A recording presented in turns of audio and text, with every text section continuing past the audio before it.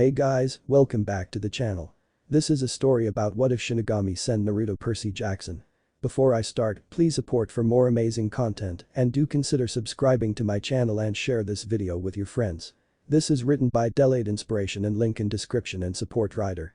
Let's start the video. Hospital in Manhattan. August 18, 1993. 12 a.m. Sally Jackson lie in a hospital bed, exhausted after giving birth to twins. She had carried her children by herself for 9 months after meeting him at the Montauk Beach. The most breathtaking man any woman would ever lay eyes on. Then again, being a god gives one certain aesthetic properties. Tall, tanned, muscled, and unnatural sea green eyes, Poseidon were quite the specimen for young Sally Jackson. And the trident he was holding also helped. After meeting at the beach, the two started seeing each other more and more frequently, falling deeper in love than what was allowed for a divine entity and a mortal. After spending the summer with the sea god, their children were conceived. Persephone, the eldest by 6 minutes, and her younger brother, Perseus, were absolutely beautiful in their mother and father's world. Lightly tanned skin, tufts of raven black hair, and their father's sea green eyes, the newborns were perfect. Sally held her daughter as her son was taken away by the doctors to make sure everything checked out alright, but despite the new mother's overwhelming happiness, one being even more powerful than Poseidon was not as ecstatic. The nurse checking on young Perseus suddenly froze, her eyes going blank, before she walked out of the room. She walked back to the room, where Sally was holding her daughter and said to her, "I'm sorry Ms. Jackson. There were complications with your son's lungs, blood was leaking into his trachea. There was nothing we could do." Sally, upon hearing that her son had just died, broke down into tears, her heart shattered. Persephone, with her young mind, seeing this person she recognized as mommy start crying, began wailing. The nurse prepped a sedative for the crying woman and injected the needle into Sally's IV. She was out in seconds. After Sally was asleep, the nurse took the crying infant and calmed her down, then took her to a room where she could be watched and looked after until Sally was ready to leave. Back in Perseus's check-up room. 12:12 a.m. While the nurse was under the influence of the mist, a magical barrier that prevents the mortal world from seeing the mythological one and, when used by demigods and gods alike, a hypnotizing force capable of distorting reality itself, a woman walked out of the shadows of the room. The woman wore a black dress reaching down to the back of her calves. Her hair was done in a high ponytail with a golden clip. Her eyes were the color of the night sky, her face was regal, high cheekbones, supple lips with red lipstick, and perfect makeup.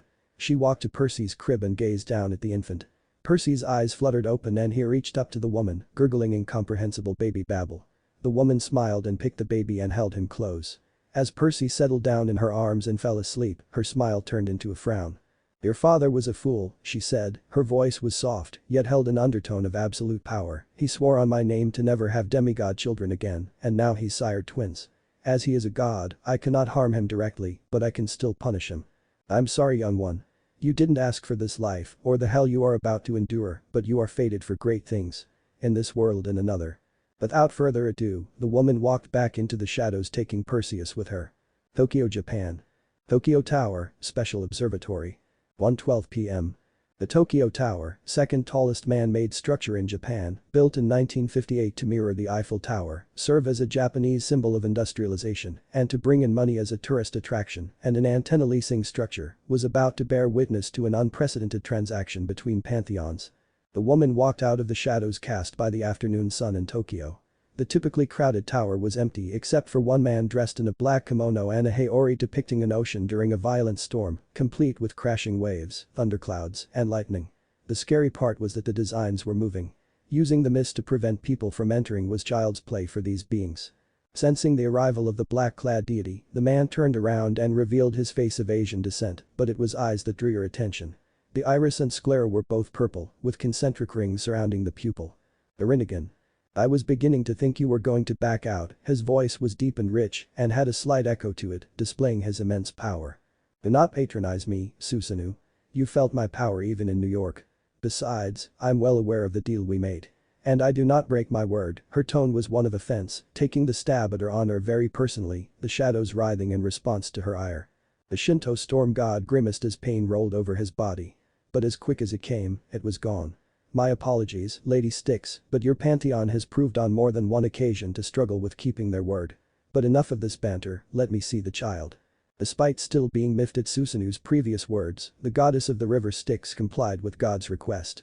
Susanoo looked at the child with a calculating yet sorrowed look. Percy, awakening to the sudden movement, looked at the strange man with curious eyes.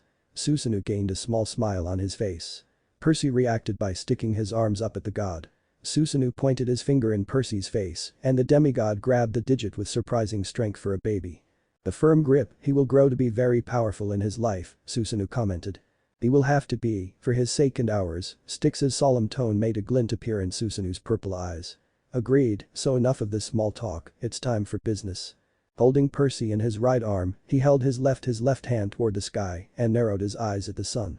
Immediately, a small black cloud with lightning dancing around it formed. The thundercloud grew inconceivably fast, blotting out the sun and covering the sky for leagues. Lightning exploded across the sky, hundreds of bolts flashing in and out of existence in microseconds. The amount of thunder that boomed was almost deafening. Winds roared across the city, rain flooding from the sky. Mortals across the world would remember this event as the freak storm of the century. It took all of her experience not to stare in awe at the power of the Shinto god of storms. Percy, however, began to cry at the exposure to the massive amount of divine and atmospheric power. The river goddess's maternal instincts kicked in, and she took the wailing infant into her arms and slowly calmed him down. Susanoo gazed at Styx with an unreadable expression. "You care for him?" His tone was questioning. Styx looked at him. "No, not entirely. He is the result of a broken oath."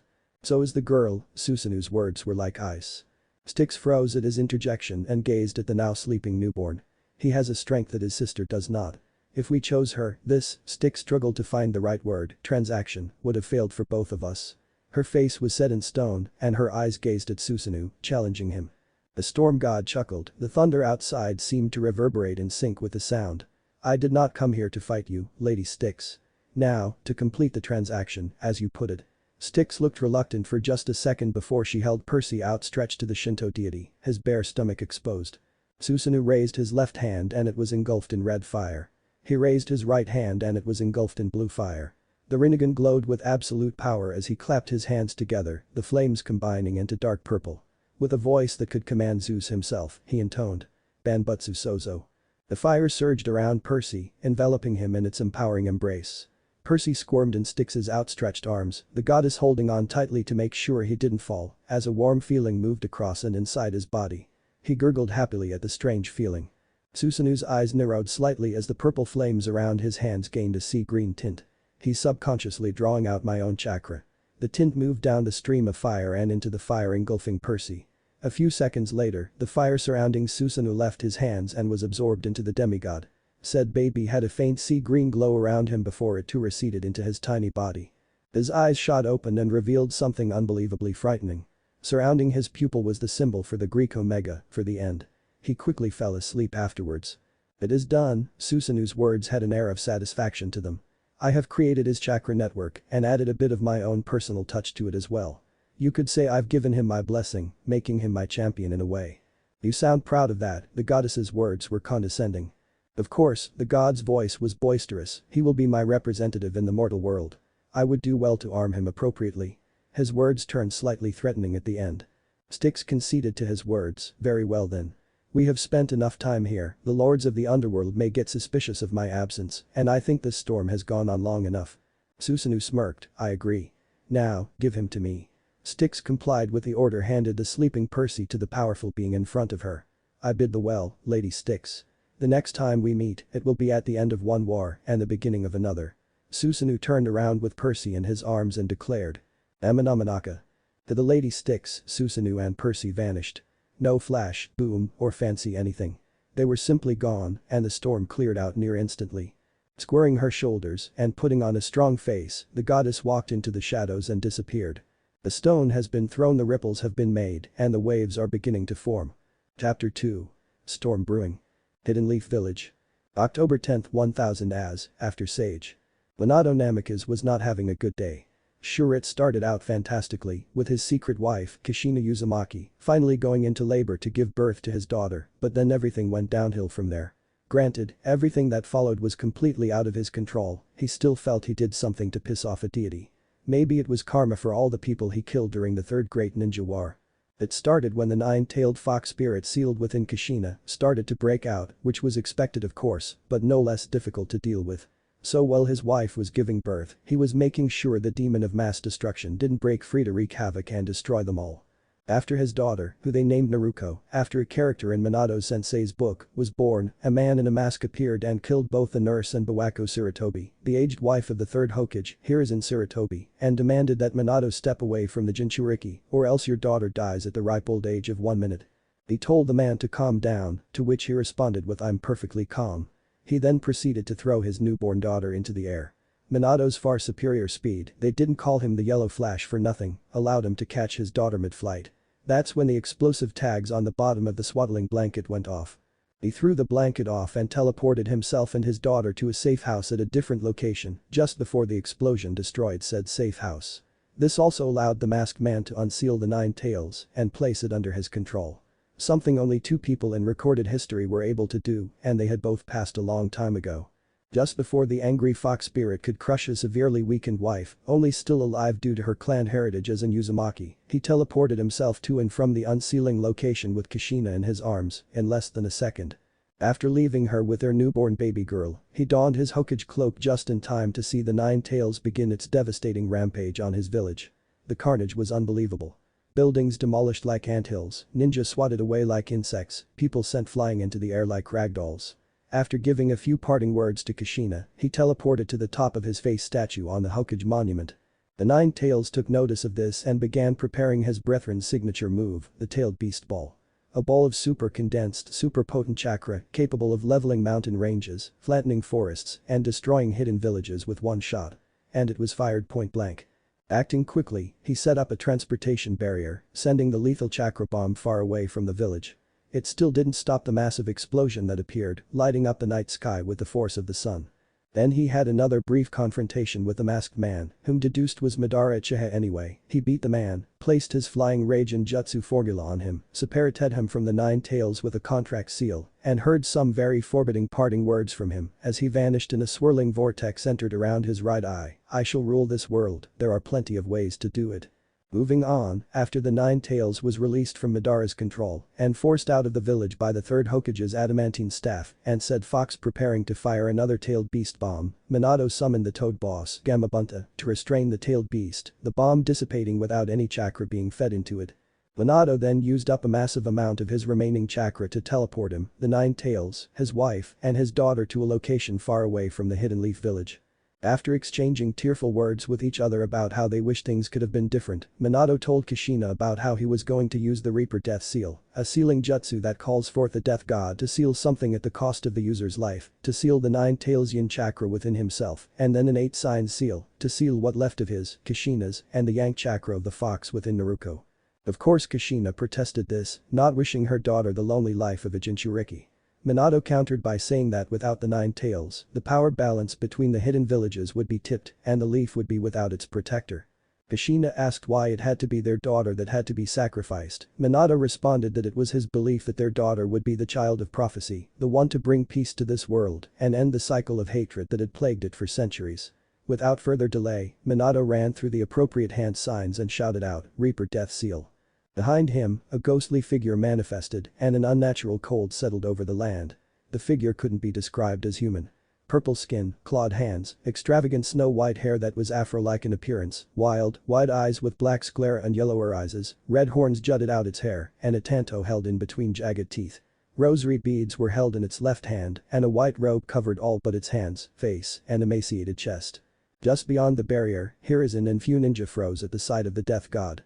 Farther away, in the village, the shinobi and civilians stopped whatever they were doing as they felt nothing, like all life was taken from. They couldn't even find the will to mourn for their recently deceased loved ones. Just the overwhelming desire to sleep for the rest of their lives.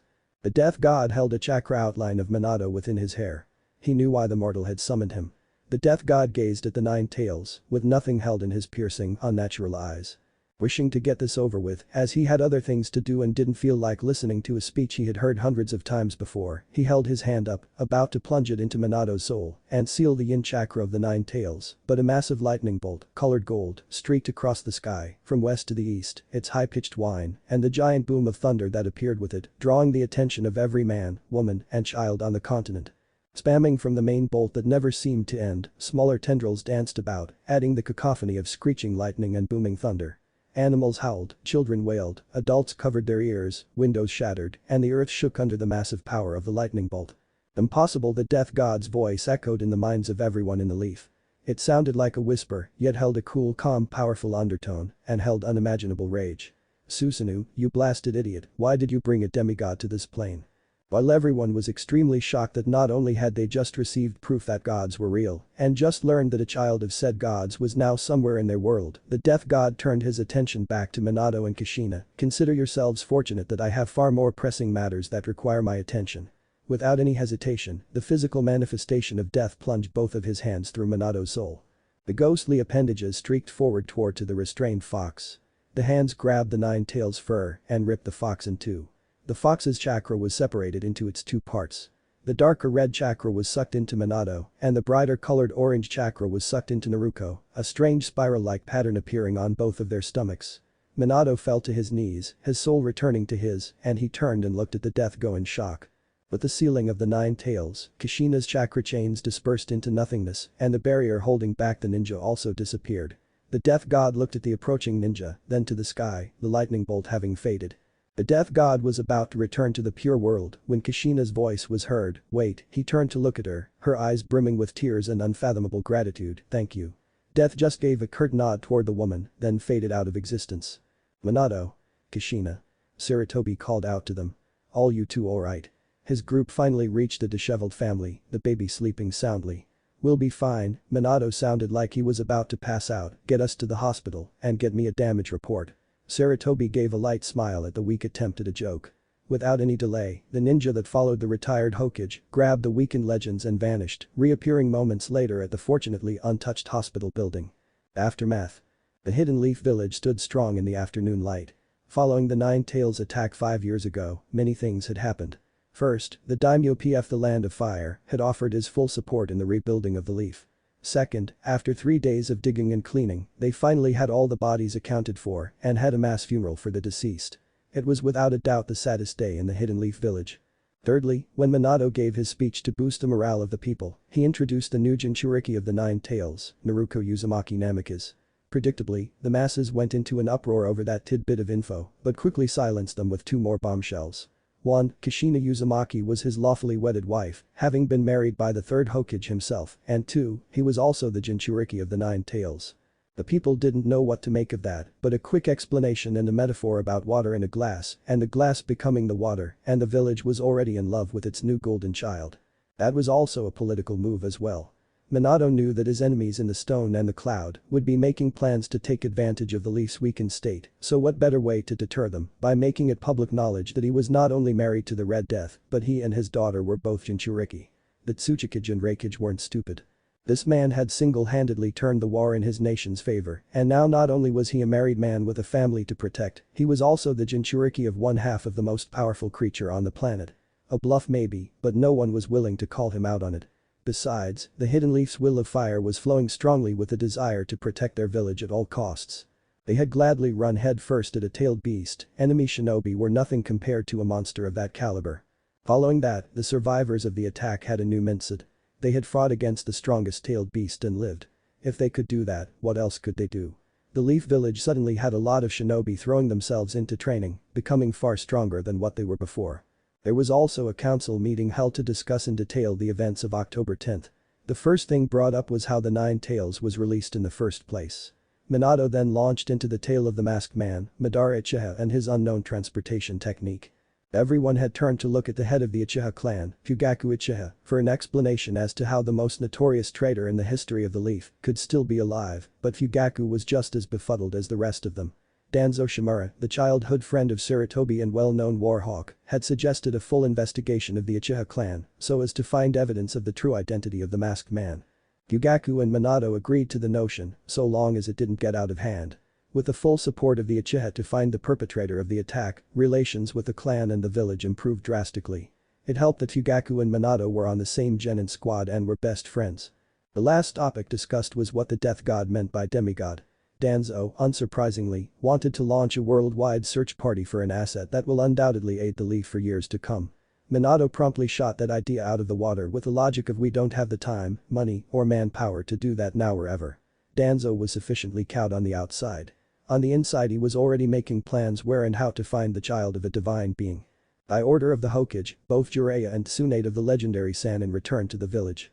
Jiraiya came of his own volition, but Tsunade had to be forced back. Forced being that Minato and Jiraiya both found her, asked nicely, and when she refused, fought her and dragged her back, her apprentice Shizune in tow. She was furious at first, but when she first laid eyes on Naruto, her fury melted and was replaced by a burning desire to protect her goddaughter. With Minato surviving the attack, Rasa, the fourth Kazekage of the Hidden Sand Village, reached out to the world-renowned Seal Master for help with his own Jinchuriki son. As a father himself, Minato agreed without hesitation.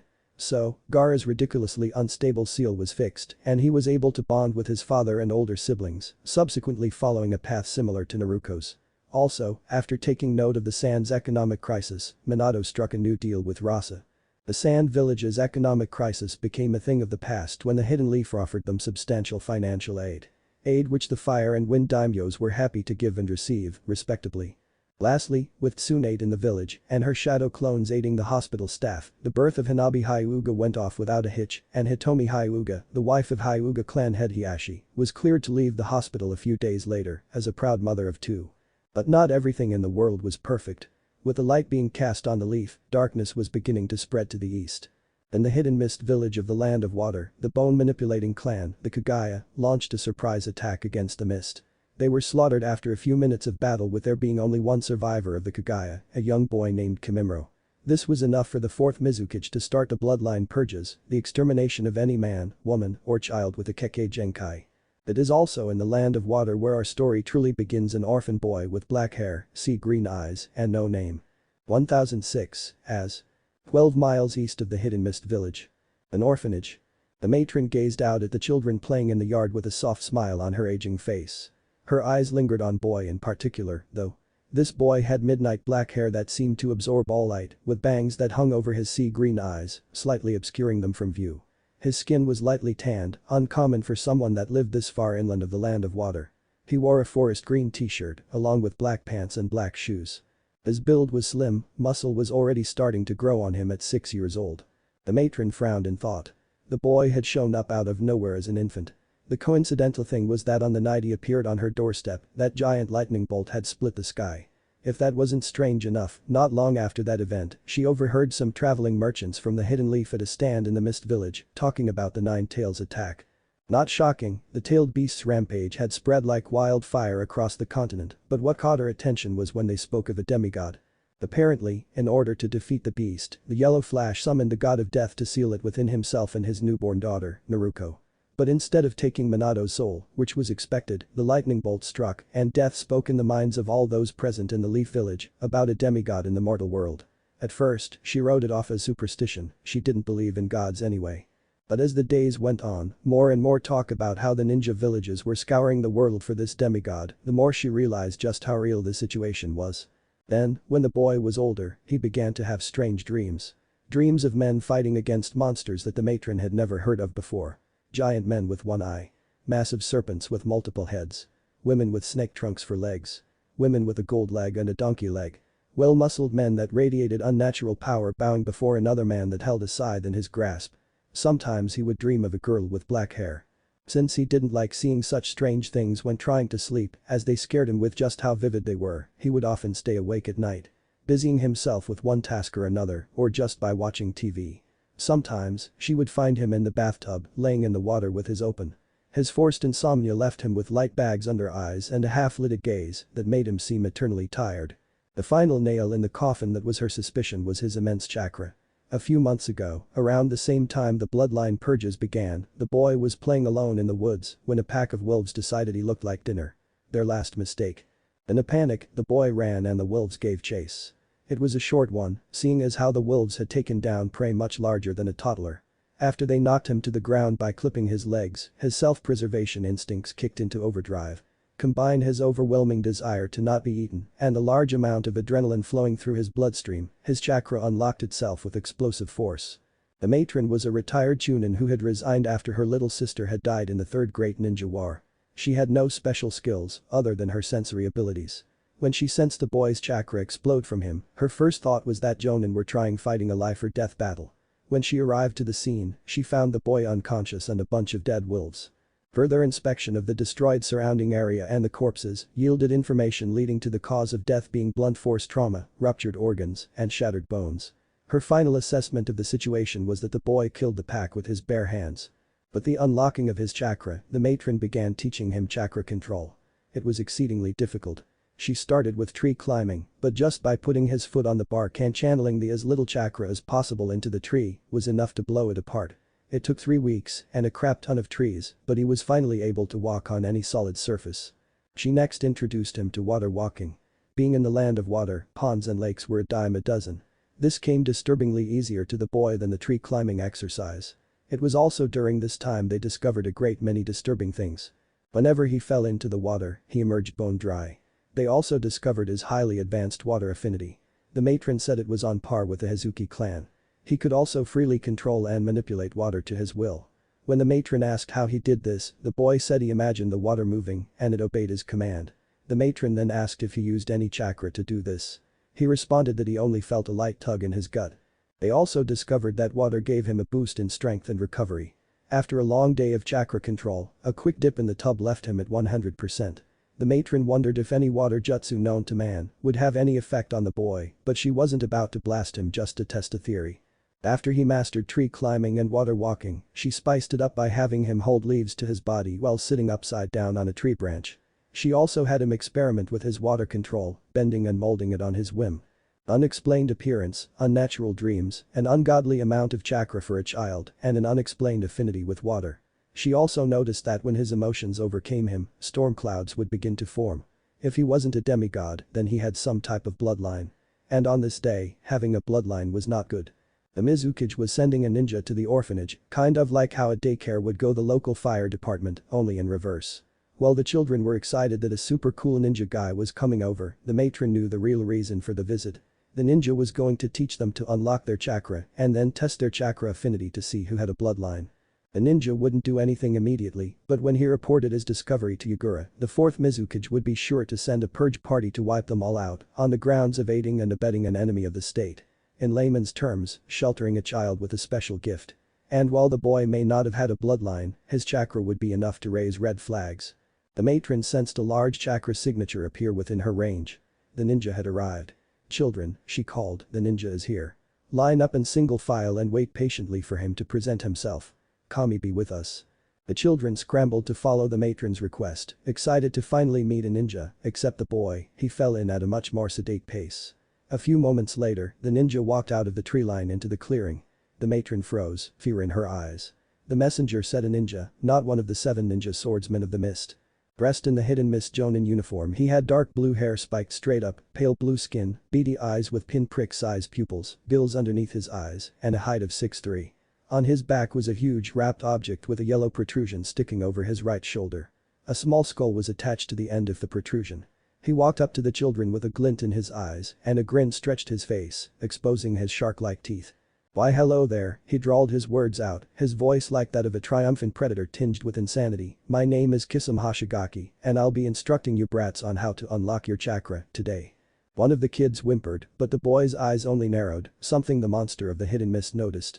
"Something you want to say, brat?" he asked, stepping in front of the boy. In response, he placed his hands in the ram hand sign, looked Kisame straight in the eyes, and flared his chakra. The wind howled under the power of his chakra, knocking all of the kids to the ground and caused the matron and Kisame to cover their eyes. Incredible. To have this much chakra at such a young age. It even rivals my own. Madara would indeed be interested to learn about this if he doesn't know already. The bundle on his back began to tremble. Even Samehada is excited.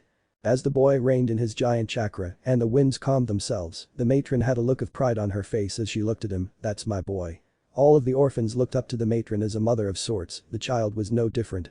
"Not bad, kid," Kisame spoke, "but I've seen better." Respect was in his eyes. The children climbed to their feet, grins on their faces. The boy's chakra was known to them, and watching Kisame give him praise was awesome in their eyes. "Alright, brats, your friend might have shown an impressive display, but I doubt any of you have a chakra that large. Now, to unlock your chakra, place your hands in the ram sign, like so."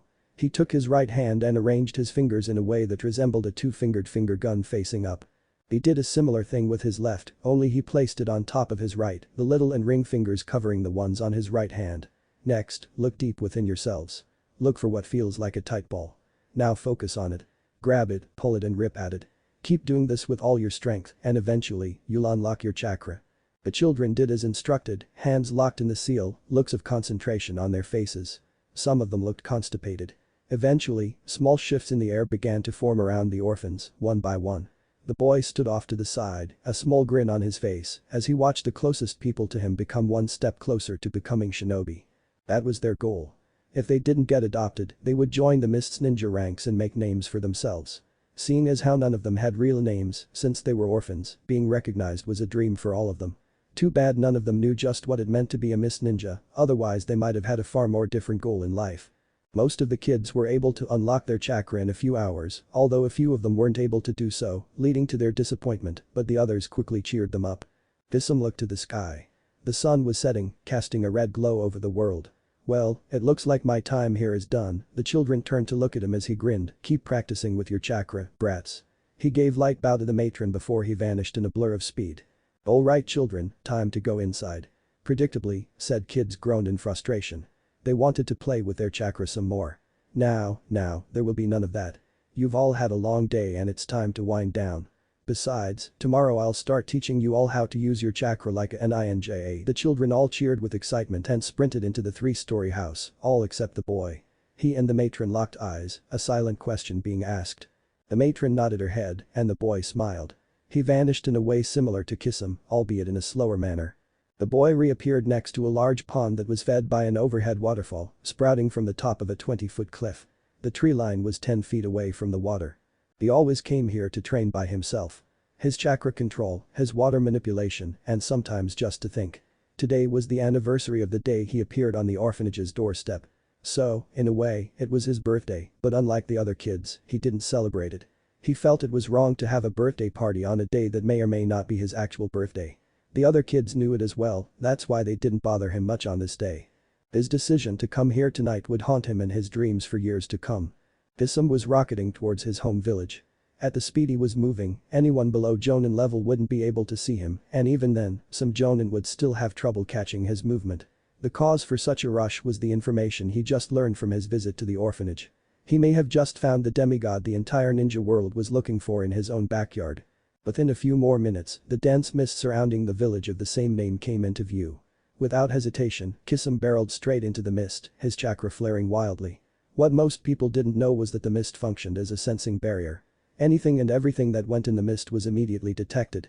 If it was determined a threat, the 7 ninja swordsmen hidden inside the mist would eliminate it with extreme prejudice. If it wasn't a threat, like allied or expected visitors, they were given an armed escort straight to the Mizukage's office. Even with his advanced speed, Kisum was still aware of his comrades a few paces behind him. Within seconds, he was past the village gates and into the valley the mist village was built in. Moving faster than the human eye could follow, Kisum and his escort was inside the Mizukage tower in less than 10 seconds. The receptionist brought all of them to Yagura's office. With his fellow swordsmen waiting at the entrance, Kisum entered the office of his leader. The office was spacious, yet it was empty. The massive room only contained Yagura's desk and a rather stunning view of the hidden mist, per the windows that lined the entire office. The Mizukage looked up from whatever paper he was looking over and fixed the tailless-tailed beast with a hard gaze. Kisum, report. His voice was light in volume, but that was expected of a young teenager. Yes, sir. I did as instructed and taught the children how to unlock their chakra. None of them had any bloodlines, and barely any chakra. There were some that couldn't even manage to unlock their chakra, Kisum's voice turned mocking at the end. But there was one boy, Yagura's eyes narrowed, he had chakra that was on par with mine in terms of quantity and its potency. Samahata was quivering with excitement. Yagura stood from his desk, a contemplative look on his face, and stood at the window behind it, staring at his village. A child that has as much chakra as Kisum. Now that's unheard of, even for Jinchuriki and members of the Uzumaki clan. I wonder his thoughts trailed off as his mind drew up a conclusion as to who this boy might be. Kisum stood silent as he watched the Mizukage look over his village, the setting sun blazing in their faces. Kisum, if I were to tell you that I thought that this boy is the demigod that we've been searching for, what would you say? Said ninja's answer was immediate, I would agree with you 100%. Yagura smirked as he turned around to face his most loyal subordinate. Kisum gasped in shock, for overlapping Yagura's pink eyes was the crimson gaze of a fully matured Sharingan. Tell Amayuri Ringo that her mission is as follows. She is to gather 20 Anbu operatives and head for this orphanage. Find and capture the boy matching your description and leave no witnesses. With the red sun setting behind him, Madara Uchiha looked absolutely terrifying. As you command, my lord. Kisame bowed before he left. When the door closed behind him, Madara spoke one word with the tone of a command, Zetsu. A Venus flytrap rose from the floor of the office. Followed by the abnormally large plant was the body of a man clothed in a black cloak decorated with red clouds. The flytrap opened, revealing the strangest face anyone would ever see. For starters, the man's face was two different colors, the left half being pure white, the other half was midnight black. His eyes were yellow, but only his left eye had sclera, his right eye appeared as a large yellow dot. His mouth was pulled into a grin, revealing abnormally square teeth, but the grin was only present on the left side, the right didn't even have a mouth. The man's hair was grass green in appearance. Under his cloak, his body was also split down the middle in two colors. He wore blue pants with white legwarmers covering blue shinobi sandals. His toenails were painted blue and his fingernails were painted pink. On his right pinky finger was a ring. The band was white in color and it had a green gem sitting in the middle. Inscribed on the gem was the kanji symbol for the word boar. Yes. Zetsu's voice was dual-sided, just like his face. The left side sounded immature and teasing, the right side was extremely deep, almost guttural, and was deadly serious. I want you to watch over the mission I just assigned. Report to me after the mission is over, regardless of whatever the outcome is, understood? Madara's voice held absolute authority. Zetsu nodded his head and sank into the floor. Madara turned back around and gazed at the setting sun. Things are about to get interesting. Kisame walked out of the office with a grin on his face. The other swordsmen stood around the entrance, their backs against the walls. Amayuri, you have a new mission. The swordsman in question immediately perked up at the call of her name. Yes, Amayuri was the only female member of the 7 ninja swordsmen. She wielded the kiba, twin swords imbued with lightning. Near the tip of the swords there was a protrusion and one near the cross guard on the opposite side of the blade. Oh, and what am I going to do on this mission? Asked Amayuri, her words showing off her jagged teeth. You're going to the orphanage 12 miles east of the village with 20 Anbu to capture a boy with black hair and sea green eyes. Kisame's grin widened, you're also to leave no witnesses. Now it was Amayuri's turn to grin, I love the sound of that. When do I leave?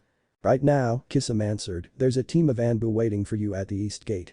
Without another word, Amayuri vanished in a blur, her grin still present on her face. The other ninja swordsmen shook their heads at their comrades' eagerness to spill blood. True to Kisame's word, 20 fully prepared Anbu greeted Amayuri when she arrived at the east gate. I assume you all know why you're here. At the resounding call of yes sir, Amayuri continued, good. Then I don't have to explain anything to you grunts. With that statement, she leapt into the mist barrier, the Anbu right behind her. Within the space of a few minutes, the battalion was clear of the mist village and was speeding to the orphanage where their target was at. Little did they know that the result of this mission would forever change the future of this world. Now that the hype of finally getting a mission that involved killing something had worn off, Amayuri began to think about her mission. The first thing that came to mind was the Anbu. They were ready to go the moment she got to the gates. Well, a ninja had to be fast when getting ready for a mission, 20 Anbu being fully briefed and equipped in a few seconds didn't happen. The time it took for Kisame to talk with Yagura and then scrape together an Anbu team was too long. They had to have been gearing up the moment Kisame breached the mist barrier. That meant that these guys were already prepared for this mission, like they were anticipating it. The other thing about the Anbu was the Anbu themselves. They may have been wearing mist Anbu gear, but she could tell they weren't real mist ninja. For one, their chakra was different. It was too cold and too neutral, and far too serious for mist Anbu. Another thing was the lack of communication. Normally, some of the ninja in the back of a formation would have idle conversation about the mission. These pretenders hadn't spoken a word since she met them. If they weren't mist Anbu, then who were they? Oh well, if they tried anything against her, she would turn them into ash piles. The next thing about the mission that crossed Amayuri's mind was the personnel and the orders. 20 Anbu and one of the 7 ninja swordsmen. To capture some kid that probably still wet his bed. It was overkill by anyone's standards. Although, there was one person that crossed her mind that would warrant such a force, the demigod. Her thoughts were cut short when a large clearing with a 3-story house in the middle of it appeared in her vision. She stopped on a branch and held her hand up, the Anbu followed her command and stopped also. Set up a tight perimeter around the house. Nothing gets past you, be it animals or escaping victims. Our orders are to capture a boy with black hair and sea green eyes, everything else is expendable. Now then, I'm going to give our hosts a little greeting. As the Anbu dashed off to form their circle, Amayuri grinned a serrated smile as she pulled the lightning fangs from her back. Show time. The boy was laying on top of the pond, gazing at the rising full moon. He wasn't using any chakra, just his hydrokinesis, as he liked to call it. To anyone looking at him, it would appear that he was laying on solid ground. He was thinking about his most recent dream. It was about a girl a few years older than he was. She had black hair, his same shade of eyes, and was wearing a neon orange shirt with blue pants made of a material he wasn't familiar with. She was with a boy that had gray eyes and curly blonde hair, and another boy that was just weird. What kind of hat was that anyway? Regardless, they were in some type building that was over water, which was surrounded by tall structures made of glass and concrete from what he could tell. There was an overweight woman and a dog that he could tell right away weren't anything like they were appearing. The two boys left the building, leaving the girl, the woman and her dog, and some random family that he didn't care for. His gut feeling about the dog and the woman proved to be correct when the dog began to morph into some demonic creature, a chimera, the word popped into his head. The girl drew a strange-looking bronze sword and fought to protect the family, a noble endeavor, but one he thought was unnecessary. He watched as she was bitten by the snake tail and was gravely poisoned. She fell out of the hole in the building made by the chimera earlier in their battle, and then he woke up. He sighed to himself, what do these dreams mean? And why do I feel something whenever I dream of her? It feels like I should know her, but I don't know why, and in my dreams I can see their mouths moving, but there's no sound, so I don't know her name. Looking back up at the moon, he decided it was time to head back to the orphanage. He got up from the water and began to walk across it to the bank when a lightning bolt shot from a cloudless sky and lit up the night. His eyes widened in horror, the orphanage. Channeling chakra to his legs, he exploded into action. The world around him became a blur as he raced through the forest, desperately trying to reach his friends. Faster and faster, more and more chakra, in less than 10 seconds he had blitzed 2 miles. The sight he saw when he arrived at the clearing filled him with unbearable sadness and incomprehensible rage. Mate Terumi was having a difficult day. About 6 months ago, the Kagaya clan decided it would be a grand idea to attack a world superpower. That ended about as well as you could imagine. Then Yugura decided that was enough to start a holocaust. Of course there were many that opposed this idea, people with and without Kekkei Genkai, but all were silenced or forced back in line. That's where she came in. When Yugura began his purge, most the shinobi that had Kekkei Genkai were killed by their own comrades. She was ambushed by a squadron of Anbu, but she easily defeated them. After that fiasco, she rounded up any remaining ninja with Kekkei Genkai and fled the mist. Of course, they were followed by a large force of hunter nin, but a cage-level kunoichi that had several experienced Kekkei Genkai ninja quickly took them out. Free of the mist village, the group of 37 spread out around the land of water, searching for any stray Kekkei Genkai wielders and protecting them. After 6 months, the ragtag band of rebels had grown to a small army of 300 men and women, each a bloodline of some kind. But they knew they weren't ready to truly start a war. They needed more people, more weapons, more equipment, and more money. Hopefully though, that was all about to change. Lord Rakage, I'm honored that you would accept my invitation to this meeting. Mei's voice was polite and respectful, she didn't want to piss off arguably one of the most powerful men alive. Easily into his 60s, the Rakage made an imposing sight. Tall, dark-skinned, and absolutely ripped. Long white hair that reached his lower back and beard of the same color that reached to his chest. On the right side of his chest was a lightning bolt-shaped scar, a memoir of his battle with the 8 tails. His eyes were green without a pupil, and sclera was tinged with black, a sign of his godlike control of lightning chakra. On his right shoulder was a tattoo for the kanji of lightning. He was dressed in standard Cloud Jonin attire, except he wasn't wearing a shirt. Let's skip the formalities, Terumi, what do you want? His voice was almost gravelly. Mei was a little startled at the Rakage's hostility, but nonetheless continued onward, I need help with the war effort. I need money and supplies, as well as trainers for my newer recruits. The Rakage threw his head back and roared with laughter, war effort? What war? All I see is a struggling ragtag band of ninja trying to stand up to one of the world's superpowers. Why should I waste my time and money trying to organize the resources for helping a lost cause? Mei felt like she had just been slapped in the face, and that pissed her off. How dare you? She stood and slammed her hands on the desk in front of her that was in a nondescript room in some random part of a forest. We've fought and bled for this, and I'm not about to let you or anyone else call it a lost cause. In hindsight, it was probably not her best idea, screaming at one of the most powerful people in the world, who also held the key to either the survival or extinction of Kekkei Genkai users in the land of water, but she would be damned before she let this man insult her friend's sacrifices, Rakage or not. The Rakage's face contorted into a deep frown, anger evident in his eyes. He stood up, ready to present his counter-argument when the ground shook and their ears registered the sound of an explosion. Their heads turned toward the sound of said explosion and then back to each other. We'll finish this later. Agreed. Without further ado, they left the room and began tree-hopping toward the rising smoke. As they flew through the trees they noticed the cumulonimbus clouds gathering above them and the massive chakra signature that erupted a few hundred meters in front of them. Narakage's eyes narrowed and May grew worried. Rain began to drop from the sky and the chakra signature only got larger. The booming of thunder made them stop on a tree branch and re-inspect the sky. The sight that greeted them would forever be ingrained in their memories. The wind began to howl through the forest, the moderate rain became a heavy downpour, lightning began to split across the sky, the earth rumbled beneath them, and small twisters fell from the heavens. It was like cataclysm. "Come on." May's head snapped to the Rakage, who had his arms in front of his face to protect from this hellish storm. "We need to find that chakra." He was practically roaring. His voice fighting against the raging wind around them. May only nodded and leapt forward into the gale, the Rakage following suit. Both of them began to channel chakra throughout their bodies, the added power dampening the effects of the storm on their body. A few minutes later they arrived at a clearing that had the charred remains of a house and a child wielding lightning. Mayuri smirked as she strolled up to the front door of the orphanage. The Anbu had formed a 30-yard wide circle around the house, leaving another 25 yards between them and the tree line.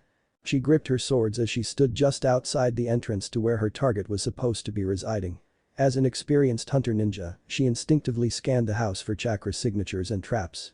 She frowned to herself, all she felt were the tiny chakras of children, and one chakra that was Chunin level, no giant chakra befitting the child of a god. As for the chakra she felt, the Chunin level one appeared to be washing dishes, if the chakra movement in her arms was accurate. The smaller chakras were up on the second and third floors of the orphanage. Combine the way the chakra coils were laid out, the age of the children and the time of the night, they probably were sound asleep. Without further thought, Mayuri marched straight up to the door and promptly kicked it off its hinges. She felt great amusement at the shock written all over the old woman's face as her door exploded inwards. She looked up as she felt the chakra signatures above start to scurry about and the sound of multiple shuffling feet reached her ears. "What reason do you have to be knocking down my door?" Mayuri turned her gaze back to the woman, the matron, she presumed. By now, all of the children had gathered in the living room to her left, the matron in the kitchen to her right. "What reason do I have?" mocked the swordswoman as she inspected her reflection on her sword. "I don't need a reason to break down your door. I could do it to anybody's door and they wouldn't be able to do a damn thing about it. You want to know why?" Mayuri grinned a sinister smile. Some of the children whimpered at the sight of her teeth and a scowl appeared on the matron's face. "Because I have power. I have the power of lightning at my beck and call. But I digress." Mayuri turned deadly serious and the matron grew worried about the reason Mayuri was here, worry that was validated with the following question. "Where is the boy?" Truth be told, the matron didn't where he was. When he disappeared to train at a pond, he always went to a different one scattered around a radius of 4 miles. That was a lot of small bodies of water, not counting ponds he created on a whim by drawing water from the surrounding plant life. Still, she couldn't just hand him over to these monsters, she could feel the chakra signatures outside her house just because she was old and retired didn't mean she let her sensory skills go to waste, there was no telling what they would do to him. Brainwashing him into a merciless murder machine was her first thought and she didn't want to go any further than that. For now, she decided to play dumb. "What boy? I have lots of boys under my care." The narrowing of Mayuri's eyes was more than enough to tell the retired Chunin that she wasn't buying it. "Please don't play dumb with me, wench. My orders are to retrieve a young boy with black hair and sea green eyes that has more chakra than some jonin. After I have him, the rest of you can continue your miserable lives as they are. Now then, none of these brats here even remotely resemble the one I'm looking for, so you better tell me where he is." Lightning began to dance around the lightning fangs, bathing the room in an electric blue, or I start removing heads. Her smirk terrified the children and sent shivers up the matron's spine. Mayuri sniffed the air and looked at the group of kids, smells like one of the babies needs their diaper changed. She turned to the matron, "You really to start potty training these brats, if they can't handle me, how do they expect to be ninja if a little killing intent makes them shit all over themselves?" Some of the children began to cry at the scary lady's words. The matron grew worried. Time was running out and she had no doubts that Mayuri would follow up on her threat to kill children. She had heard worse stories be told about Mayuri Ringo, Hound of the Hidden Mist. With that in mind, the matron had two choices. Tell the truth and hope for the best, or continue to lie and risk the death of her beloved children. Kami help us all. With a deep breath, the matron spoke, "I don't know where he is. At night, he leaves the orphanage to train at a random body of water. I don't know where he's at right now." The lightning around Mayuri died out as the matron began to speak. Ringo stared deep into the matron's eyes looking for any sign of deception. The matron stared back unflinchingly. Finding no sign of lying, Mayuri smirked, "Is that so?" She raised one of her swords and gazed into her own eyes, contemplating. "HN. Well then, it seems I have a bit of a dilemma here. Spend Kami knows how long looking for a brat in the woods, wait for him to return here, or send up a signal flare. The short woman turned to look at the matron who stood at 5ft2 as opposed to her own 4ft7. Without hesitance, Amayuri put her swords on her back, grabbed the matron by the shirt, and threw her out the hole where the door used to be. She skidded across the ground before an Anbu appeared and hoisted her up into a standing position, holding her arms behind her back in an iron grip. Amayuri turned and grinned at the shocked orphans, all of you stay in here. If you leave this house, you will be killed. The children could only nod dumbly, still in shock over the entire situation. Amayuri turned around and began to walk out of the orphanage when she felt a chakra signature speed up behind her, along with hearing the most pathetic war cry ever. It sounded more like a squeaking mouse in all honesty. She turned her head to look at a little girl around 7 years old, clad in a pink nightie, trying to run at her with her fist raised. Points for bravery kid, but futile in the end. With her skill as an elite jonin, her sensory awareness was through the roof, along with her cognitive perception, so it was like watching the girl move in slow motion. Amayuri's grin stretched her face as a bolt of lightning exploded from the lightning fangs on her back. The deadly electricity slammed into the girl's chest with lethal force, blasting her back into the group, knocking them over. No. Amayuri tuned back to look at the struggling matron in the hands of Anbu number 12. She continued to struggle until the Anbu hit her on the back of her head, forcing her to her knees. Amayuri smirked, she did that a lot recently, and she vanished from sight and reappeared in front of the sobbing woman. The matron looked up at the hound of the hidden mist, hatred glaring at her through red and puffy eyes. She had been crying. You monster. How could you? She was only a child. Her voice was hysteric. Amayuri could barely contain her excitement at what she was about to do next. Oh, you think that was bad? Sarcasm dripped from her mouth as she pulled the lightning fangs from her back. You see, I lied to you when I told you what my mission was. Lighting began to spark around her excitement affecting her connection with her beloved blades. True, I was sent here to capture a boy with a huge amount of chakra that was living in an orphanage and to leave no witnesses. The matron's eyes widened in horror. Amayuri turned around, ignoring the cries of the middle-aged woman behind her, and stabbed the lightning fangs into the ground. Since there were no clouds out tonight, only the full moon, she would have to use more chakra for this technique. It was one of her favorites. It was the one that earned her the reputation of being able to beat 100 chunin when she used it to slaughter a small army of, well, 100 chunin. Lightning style she began to chant, lightning blasting into the sky above her. The matron had stopped her screaming, looking on in open-mouthed terror. The children had gathered where a door once was, looking out at the men in masks and the scary lady that hurt their grandmother figure. Undergate lightning erupted from the black sky above them and the orphanage exploded, small bodies flying into the night. On her hands and knees, the matron stared in mute horror at the destruction before her. It was like a scene out of a nightmare. The orphanage was nothing more than burning wood now. Small bodies could be seen smoldering in the fire and other bodies charred black strewn out around the clearing. Juvenile giggling drew her attention back to the monster responsible for this massacre. Amayuri was crouched down, her sword still impaling the earth. Her smile was stretched impossibly wide, the shark-like teeth that inhabited her mouth practically glowed in the light of the fire. Her pale skin reflected the yellows and reds almost like a mirror. In the light of the inferno, her eyes glowed an angry demonic crimson. The matron began to tremble, her gray hair falling over her face. Despite being inactive for 2 decades, her chunin-level chakra reserves began to flow through her coils once more, their only purpose to give her the strength to kill this creature. The matron was no fool, Amayuri was reputed to kill 100 chunin, and she only made it to mid-chunin level and had been inactive for 20 years. This last-ditch effort to avenge her darling children would be her last. She had one shot to pull this off, then the Anbu would remove her head. Gathering her power, the matron's wrinkled face contorted into a snarl. With one final tensing of her muscles, the matron exploded from her position on the ground, closing the distance between her and Amayuri in milliseconds.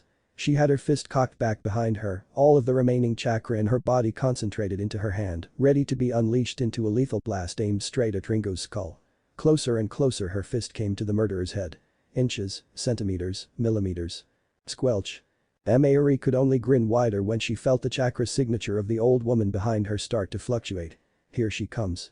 The hound of the hidden mist felt the chakra get exponentially closer to her back. All too easy. Moving faster than the Anbu could follow, Amayuri drew her swords from the ground and pirouetted on the spot. A brief flash of light blinded the onlookers as to what just happened. The matron walked forward, her step slow and wobbly, her mouth agape and her eyes wide. The Anbu recoiled slightly when the matron's head fell off her shoulders. Amayuri looked behind her at the decapitated corpse and smirked. She began to chuckle, her body trembling at the motion. She threw her head back and screeched with laughter, her shark-like teeth fully exposed to the world. The Anbu stared in what was as close to shock as their minds would allow. Their master hadn't prepared them for this. So engrossed were they in recent events, they didn't notice the 6-year-old boy appear at the edge of the clearing. His hands shook in fury. His teeth grit in anger. His head bowed to hide his tears. "I'll kill them."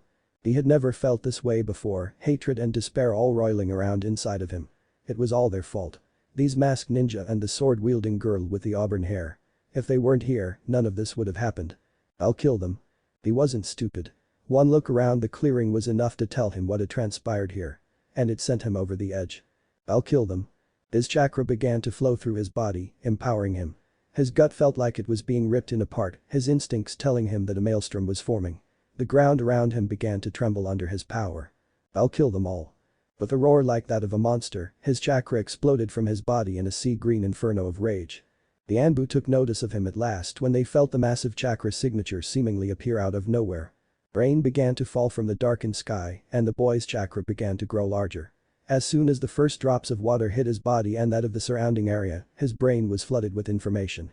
20 men and 1 woman. All armed. Smallest weapon. Senbon. Largest weapon. Katana. Primary chakra types.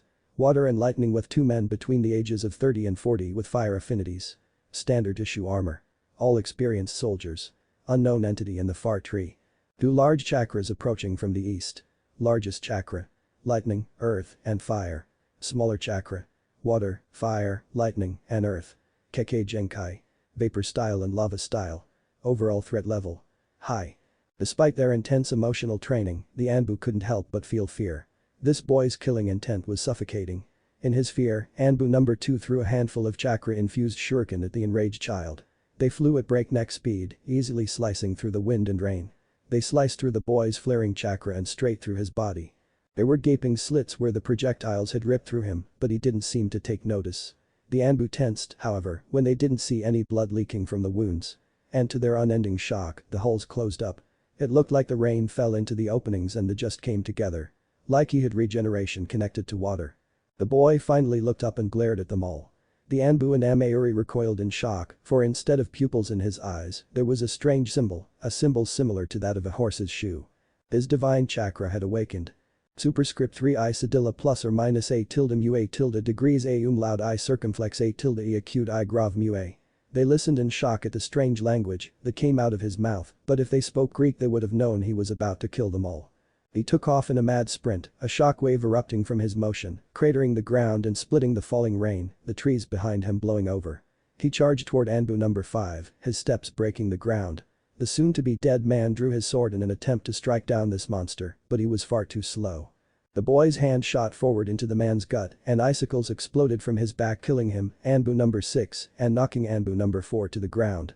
Blood spattered the boy's face as he ripped his arm free of the impaled corpse. He stood over Anbu number 4 and raised his right arm into the sky, the rain solidifying into a pointed icicle. He was about to stab the bastard and reap vengeance for his brothers and sisters when he felt 3 Anbu members move and appear above him, their swords pointed down. He heard one say what sounded like die before he let the pointed objects pass through his body once more, stabbing and killing Anbu number 4. His body it's like water. Were the final thoughts of Anbu numbers 7, 8 and 9 before the boy leaped up and twisted his body, viciously kicking all 3 in the head. Their bodies were blown away from the amount of chakra he put in his legs, their necks snapped like twigs. I need more. His chakra flared once again and his gut clenched even tighter. Lightning erupted across the sky, illuminating the night. The wind picked up into a violent gale, ripping across the landscape, uprooting trees, forming small tornadoes. The power of the Stormbringer unleashed across the land of water. In about 10 more years, an ancient and powerful creature would do the same thing, only on a much larger scale. He looked over at the remaining 15 people responsible for taking his family away from him. 12 of them had positioned themselves in front of him, and 2 were beside the one he wanted to kill most, the one with auburn hair. I need more. Forming another icicle in his left hand, he took off once more, his arms angled behind his body in the way most ninja moved. He ran straight at the Anbu without any hesitation. When he got to them, they all slashed at his small body, but their swords slashed him with the same effect that they had on water. There's no mistake. He's somehow liquefying his body. One Anbu yelled out. Is he a member of the Hazuki clan? Another voiced. The boy cleared the formation and swung his arms forward, the icicles traveling faster than bullets at the 2 Anbu beside his target. The projectiles impacted Anbu numbers 10 and 11 right through their hearts, killing them instantly, their corpses sent flying through the air due to the amount of kinetic energy the icicles had. Mayuri was in shock. When Kisum described this brat, it was nowhere near as terrifying as this. First, he has more chakra than anybody on this squad. Second, physical attacks didn't seem to have any effect on him at all. Third, it was apparent that he could control the weather, make ice from water, had some type of sensory ability, and far more physical strength than what was expected of child that just graduated from training pants. Now he had just ripped apart 8 of these fake Anbu and was currently barreling forward straight at her. Oh, the joys of a ninja's life. He stared at her as he moved, his eyes never leaving her form, the monsoon around him, giving him extreme detail of any move she made, along with any movement from the others in the night. The thing in the tree was still where it was. The approaching chakra signatures were still on course, moving at a faster speed than before. The Anbu behind him seemed to be moving in slow motion. Oh, I'm in slow motion. My brain is processing fast enough to where my time perception seems like everything has slowed down. Good. Suddenly, he right in front of Mayuri. His body slowly moving through the air, his right arm raised, the rain dropping around him in a beautiful slow motion picture. His eyes glowed with chakra, the omega symbols the only thing in his iris. His hair was spiked up, his chakra subconsciously making it stand up in a crown of black spears. Mayuri raised her swords in an X formation, ready to cut this kid in half. She no longer cared about capturing him alive, she wanted to get out of here alive.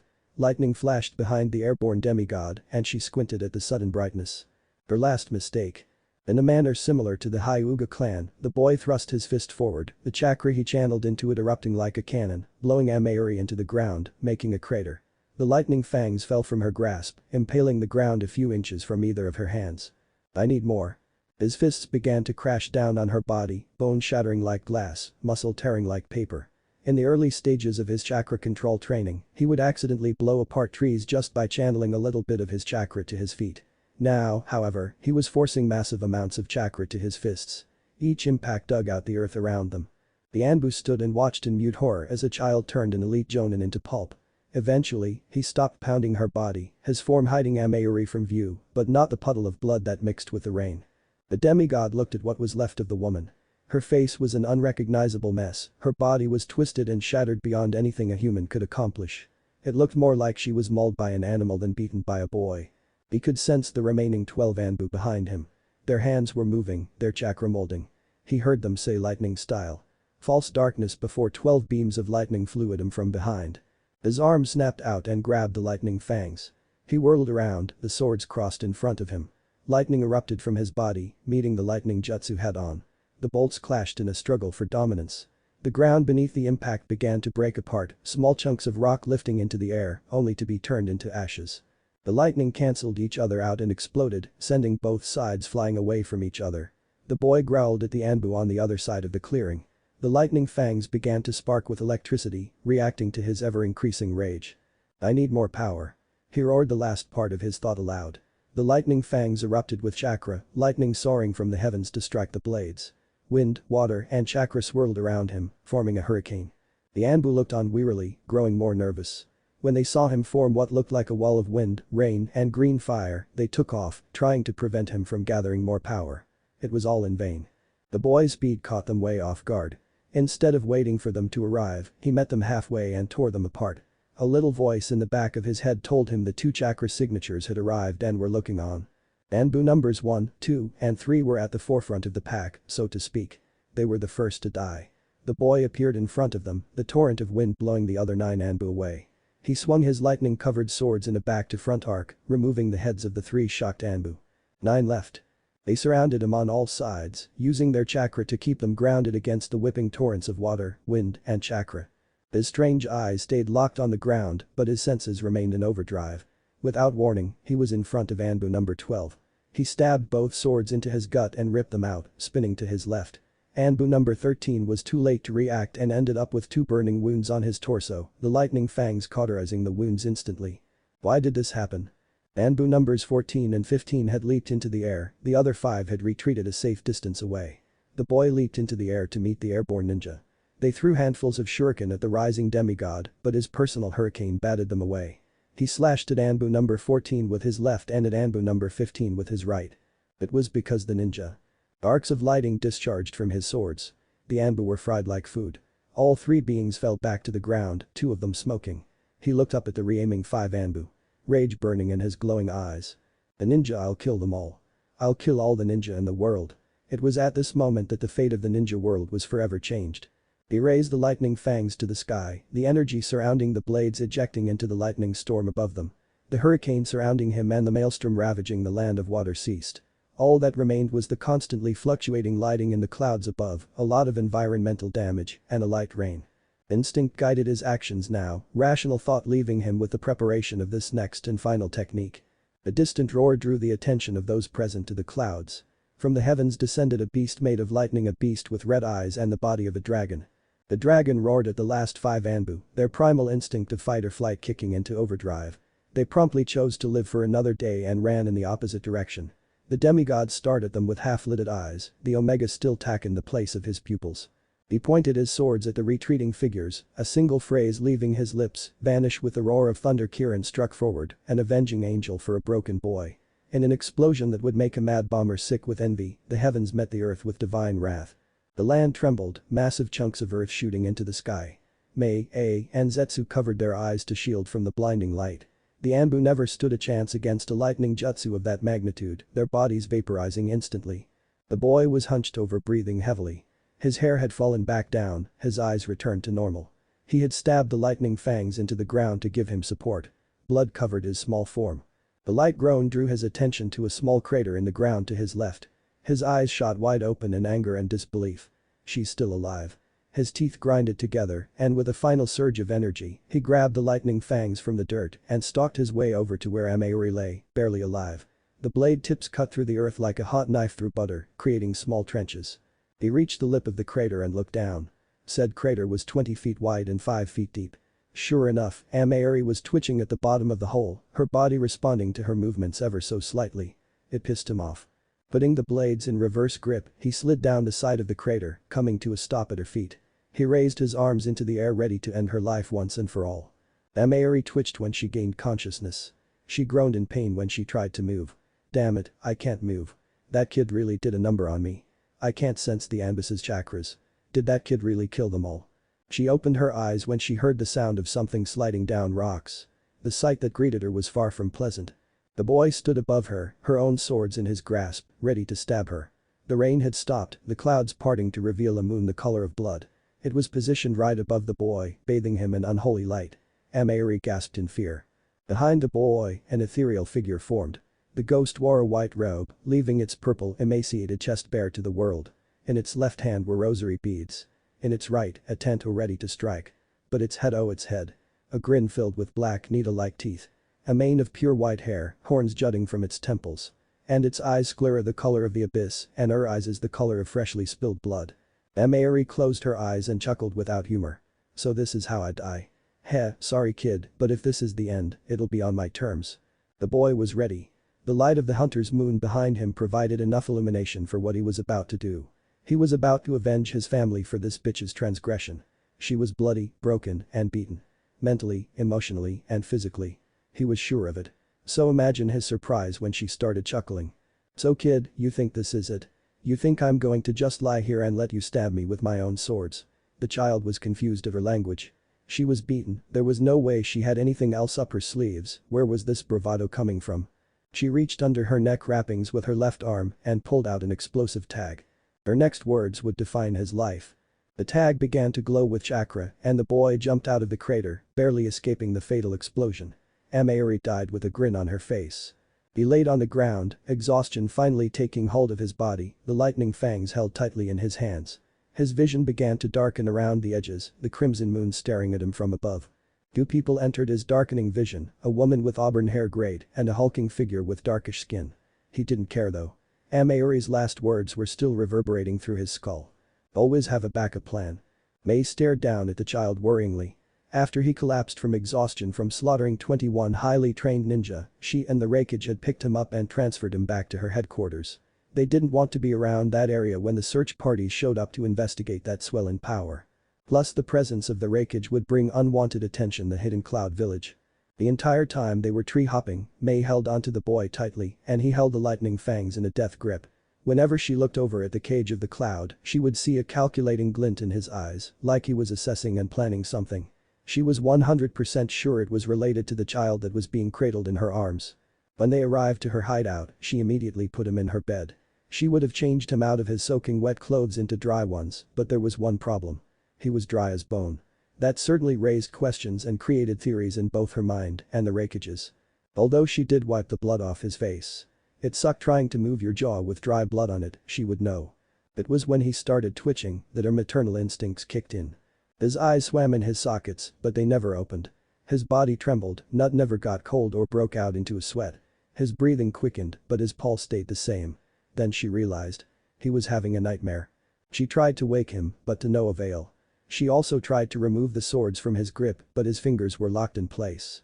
So, without being able to do anything, she sat there, watching helplessly as his nightmare played out in his mind. She was interrupted from her reverie when the door opened, the rakeage walking in with a triumphant grin on his face. "I have a proposal I think you would be willing to hear." White. That was all he saw. An endless white expanse stretching as far as he could see. Am I dead? Is this the afterlife? His words echoed around him, unanswered. Then the world changed. Grass and ground sprouted, trees grew, and the sky became a clear night. The full moon shined down upon the world. His eyes narrowed when a 3-story house appeared in front of him. His face twisted in rage when 21 ninja blurred into existence around the house. When he saw Amayuri, he charged like a bull. He gasped in shock when he passed right through her. He waved his hand in front of her face and through her body, but she was like smoke. He ran over to one of the Anbu, and the same thing happened. The spear ripped through his body like a knife. Why did he have to watch this again? As the events of that night played out in front of him, his eyes began to lose their brightness. He became desensitized to death. His heart closed itself off to feelings like compassion, empathy, and pity. His mind became analytical, taking note of the storm that he created, the increase in his chakra when drenched in water, the change in his eyes, the strength that was granted to him when he had set eyes. He took special note of the ice he formed, the liquidated state his body took when in danger. His eyes widened when he countered 12 lightning jutsu at once with a single blast. His eyes widened even more when he formed a hurricane around himself and slaughtered the remaining so-called elite. By the time the vision was over, gone was the innocent child. Gone was the aspiring ninja. Gone was the kind and caring boy. In his place, a monster was born. A cold-hearted being who cared nothing for people, only for achieving his goals, anything and anyone, was just an obstacle to be overcome. In his heart, a seed sprouted. A seed carrying darkness. It would later be called, by a yellow-haired girl, the curse of hatred. Then he gave his ultimatum, this world is hell. But with this power I will change it. Starting with the Mist Village. Then all of the ninja villages will follow in their destruction. The child's eyes changed color. They went from a vibrant sea green to a dark emerald. His new eyes narrowed when the world around him began to change. The land of water was replaced with a large room. The first thing he noticed about the room was the extremely large toad that was sitting in a pool of water, the front of which bore the kanji for sage. The toad was brown with a white belly, skin riddled with wrinkles, and squinted eyes. On its head was a professor's hat, and around its neck was a necklace that had the kanji for oil inscribed on it. Behind the old toad was a number of giant scrolls. In front of it were 2 smaller toads sitting on pedestals.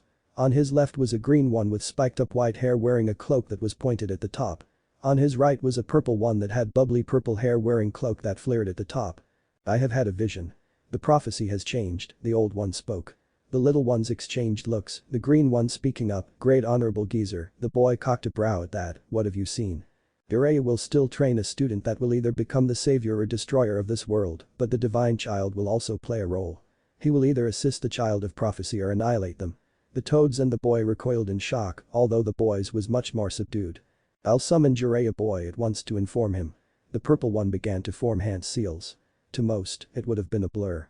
To him it was a slow-motion crawl.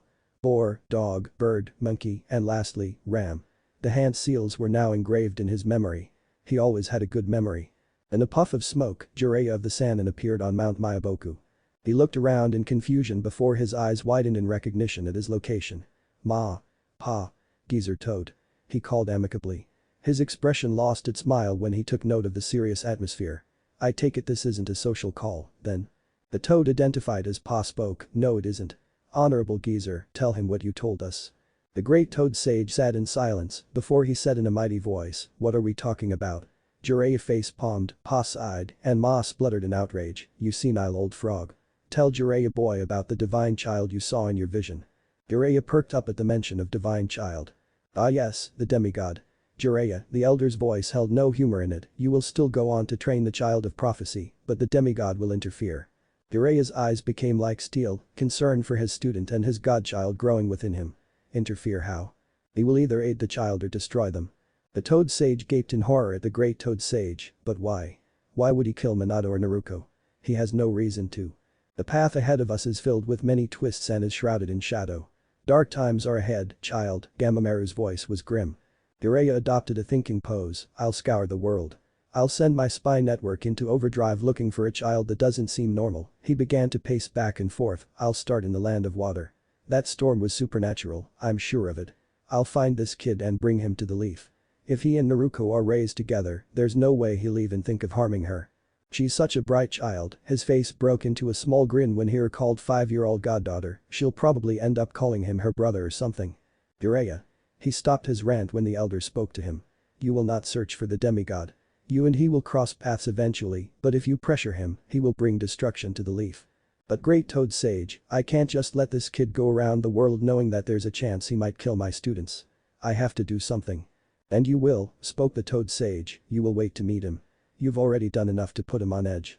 It was true, the boy was weary of the Sannin. He had no intention of letting this man capture him or going to the leaf. Not yet, he wasn't strong enough. But he was confused about something. How did this lump of meat know what he was feeling? It was Ma that voiced everyone's confusion, great honorable geezer, what do you mean put him on edge? The great sage took a deep breath, as you know, demigods are the offspring of a mortal and a god, at the nods of everyone present, he continued, this gives them a special ability called essence projection. With this ability, they subconsciously project themselves into the past, present or future, allowing them to witness certain events. With enough practice, they can perform this ability at will and control where they go. As a sage, I can sense when one is near. The boy, Jiraiya, Pa and Ma began to get anxious. Amamaru's eyes opened and stared at a spot just behind the Toad Summoner. Jiraiya, he spoke, he's standing right behind you. The boy's emerald eyes bugged out of his skull as everyone turned to look at the place he was standing. Then the world changed once more. The boy could only stare in awe. The battle he just witnessed was destructive on a whole new level. Mountains were reduced to rubble. Miles of forest turned to ash. Oceans were spawned in a single breath. Lakes turned to steam in a single explosion. The strength of the combatants was monstrous. Able to send each other flying into the air, skidding across the ground, or crashing through giant rock formations. And they were able to shrug off the blows like nothing. Then there was their speed. They were little more than blurs. Blurs that had enough kinetic energy to create shockwaves that ripped up the earth. When they clashed, craters. Finally, there was their jutsu. It was beyond anything he had ever seen. Tidal waves of flame. Giant, winding trees. Colossal warriors made of chakra that had the power to smash all things in this universe with a single stroke of the blade. Apparently, it rivaled the tailed beasts. The entire battle, he wondered if this is the power God wielded. His narrowed and reflected unwavering resolve. He would attain that level of power and bring a revolution onto this cursed hell. Now though, it appeared the end was fast approaching. Looking to his left, the demigod took note of the fist warrior. Glowing red eyes, pale skin, and raven hair. He stood suspended well over 100 meters in the air, encased in a titanic construct made of his chakra. 2 wings spread out behind it, with a katana-like blade was held in its massive arms. The warrior called it his perfect Susanoo. The one to his right was just as remarkable. Honey golden eyes with strange markings on his face, tanned skin, and, like his opponent, black hair. Also like his opponent, he stood on a massive construct that towered over the land. Made of wood with the likeness of the Buddha, hundreds upon hundreds of arms splayed out behind it, reminiscent of a peacock. 2,000 hands, the warrior had said. The two stared at each other from across the wasteland they created, both locked in a battle of wills with their eyes. On an unspoken signal they charged. The Susanoo's footsteps sent shockwaves through the earth, each foot leaving a crater several feet deep. The 2,000 hands scraped across the land at an equal pace, digging a trench behind it. As they closed in, the left one raised his sword and the right commanded several of the wooden arms to surge forth. Before they clashed, they each roared the other's name. Ashura. Indra. There was a blinding flash, then the world erupted. The wind howled in outrage. The land shook in fury. The boy watched from afar, but even he, as nothing more than an astral projection, could not escape the blast wave that surged forth like a tidal wave. As the kinetic energy washed over him, the world shifted once more. Moonlight streamed in through the open window, illuminating the bedroom he was currently in. It was hard to tell what gender the room was geared toward due to its Spartan appearance. Perhaps the denizens lacked the proper funding or were just abusive to the lone occupant. Lying in bed was a girl. Her was back turned and her body covered in a blanket, all he could see was her jet black hair. She began to squirm in her bed, a nightmare of some kind taking hold. The boy stood and watched silently, knowing that interfering would be futile. When she turned her head, however, shock flooded his system. It was her. She was younger than the last time he dreamt of her, about his age actually. That's when he noticed their uncanny resemblance. It was like looking at a mirror. A mirror that showed what you would look like as the opposite gender. Her face contorted before a scream ripped from her throat. The demigod stepped back in shock. He heard the sound of running footsteps before her door burst open, revealing a woman with sparkling blue eyes and long brown hair. The girl's mother. As with the girl, he felt a connection with this woman. The woman rushed over to her screaming daughter. She shook her and spoke frantic words, waking her up. The girl looked around, taking in her surroundings, before she locked eyes with her mother. Her lip trembled before she buried her head in her mother's chest, the sounds of her sobs filling the room. The mother stroked her daughter's hair, soothing words leaving her lips. The boy felt something in his chest, something strange. His eyes widened in realization upon recognition of the feeling. I'm feeling jealousy. I'm jealous of the love this mother is showing her child. He grit his teeth together in self-loathing. Pathetic. I've made it my ambition to change this world and I'm feeling envious of this girl. Never again. When the girl stopped crying, the mother asked her, what was your nightmare about that had you screaming so much? It was horrible. She went into an explanation of her nightmare, an explanation that the boy found very familiar. It was nighttime. In a forest. A bunch of people in masks surrounded this really big house. Some girl kicked the door down. It was an orphanage of some kind. She started screaming about a boy and in power and then threw the matron out of the door and then she shocked a girl with a lightning bolt. The mother's eyes narrowed when she heard the last part, thoughts of a certain sky god floating around in her mind. Oh, baby, I'm so sorry you had to watch that. It must have been Terry. That wasn't all. The mother promptly shut up and looked at her daughter's face. It looked haunted. Her eyes were wide and sunk in. Her face was a shen. Her breathing had leveled out, but that only added to her ominous statement. Go on, Persephone, what else did you see? The girl had one of the masked guys hold the matron and blew up the orphanage. After that, a boy showed up, her face scrunched up in remembrance, he looked like me. The mother's eyes shot open, memories of her newborn son resurfacing after so many years. She never told her daughter about her younger twin brother. Persephone continued her recollection, he got angry, and then the sky darkened. It began to rain and thunder and lightning. It was like he created it, like the weather reacted to how he was feeling. Stormbringer, the mother thought. His body lit up with green fire, then he ran at the masked guys. He broke the ground each time his foot hit it. He reached the first guy and hit him. Ice ripped through his back and stabbed another guy and another guy fell to the ground. The boy stood over the guy on the ground and he raised his hand. The rain from the sky came together, her vocabulary wasn't broad enough to include the word coalesce, it turned into an icicle. He was about to stab the guy, but more masked guys dropped down from above him. They were going to kill the boy, but their swords passed through him like he was made of water. He was able to take the rain and freeze it into an icicle and turn his body into water. I need to talk to Poseidon. Was that all, sweetheart? Persephone shook her head after he wasn't stabbed. He jumped up and kicked them all in the head. There was a weird cracking sound and they didn't move. Mom, did he kill them? The mother was hesitant to answer but answered nonetheless, yes, baby, he killed them. Persephone buried her head in her mother's chest.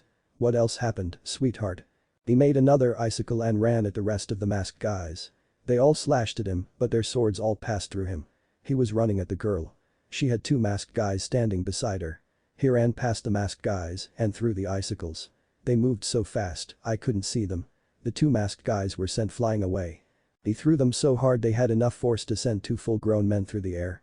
Such power. He reached the girl and she was ready to cut him, but lightning flashed behind them and she was blinded. He hit her in the face and he hit her a lot. He beat her face in. The masked guys behind him shot lightning from their mouths, but the boy grabbed the girl's swords and shot his own lightning bolt. The lightnings met each other and exploded. He shot his own lightning. Maybe a child of Zeus, but that doesn't explain the ice. The boy and the masked guys were sent back from the explosion. The boy got angrier and the wind and water swirled around him. It reminded me of the hurricanes we learned about in school. Definitely need to talk to Poseidon, thought the screw it, her name is Sally. You know it, I know it, we all know it. So, her name is Sally. He ran at the masked guys, he did a lot of running and killed 3 of them. 9 were left. He was in front of another in a second. He killed him and another right next to him. Two more jumped up into the air. The boy jumped up after them. They threw something at him, it was too fast for me to see. It didn't seem to do anything, though. He swung at the masked guys, and lightning blasted them. When they fell back to the ground, their bodies were smoking. Personal hurricane and lightning. Poseidon and I are going to have a luong chat. This is too much of a coincidence. What happened to the other 5, Persephone? The girl's face turned pale, he raised his swords to the sky and shot lightning into the sky. There was a roaring sound and a monster came from the clouds, then I woke up. Oh, baby, Sally embraced her daughter tightly. Mama? Persephone asked. Yes, child. That boy, I felt something when I watched him. I felt sad for him, I felt mad at the masked guys for hurting him, and I felt like I knew him. Like he and I were supposed to know each other. Sally listened with rapt attention. Most of all though, I felt like I should be protecting him. At her mother's knowing look, Persephone asked, Mom, do you know him? Sally sighed. Her next word sent the twins' eyes out of their skulls. It's time I told you about your twin brother. Then the world erupted in white. Sally sighed. Her next word sent the twins' eyes out of their skulls. It's time I told you about your twin brother. Then the world erupted in white. The first thing the boy noticed was how cold it was. The second thing he noticed was that he was lying in the snow. Strange, there wasn't any snow in the land of water. The third thing his body registered was the cramps in his hands from holding on to the sword so tightly. The boy sat up. The snow crunching beneath the shift in his weight. His hands cracked as he released the lighting fangs. They fell into the powder with a dull thump. The demigod began flexing his hands, relaxing the tendons and muscles, a sound like firecrackers reaching his ears. When he felt that hands were decramped, he stood up and took in his surroundings. An overcast sky, dead trees with snow-covered branches, and snow-capped mountains in the distance. He looked down at himself. Dried blood was soaked into his forest green shirt, covering it in large splotches of dark maroon. More red liquid covered the right side of his face, dried and cracked. It was actually really uncomfortable. He turned his attention to the snow around him. He began to concentrate on turning the snow into water. It was simpler than he thought it was going to be. A light tug in his gut, a mental picture of the snow heating into water, and boom. Water was floating in the air in front of him. He commanded it to cover his face, and the blood flakes came off without a problem. He thought about doing the same thing to his shirt but decided against it. The boy had no idea where he was damn sure this was not the land of water and the world itself felt strange. Like there was something missing from the air. Well, he was covered blood, in the middle of a snow-covered forest, no idea where he was, and he would be lying if he said he wasn't hungry. With that in mind he picked up his swords, attached them to his back with chakra, and began walking. 5 minutes into his aimless trek through the snow, the boy began to ponder his newfound powers. First, he experimented with his body that sounded wrong. He focused on liquefying his limbs and select body parts. It was easier than he imagined it would be. His body obeyed his will without question. Second, he deduced that there was a sensory connection with his hydrokinesis and water itself. He was proven correct when he concentrated on the water within the trees and was able to sense the elements swimming through the roots and stems. He went deeper, though, feeling out the water vapor in the very air itself. The sensory overload nearly brought him to his knees. The wealth of information flooded his brain. He could feel the birds flying through the air, the insects floating without cause and no chakra. That alone was shocking in and of itself.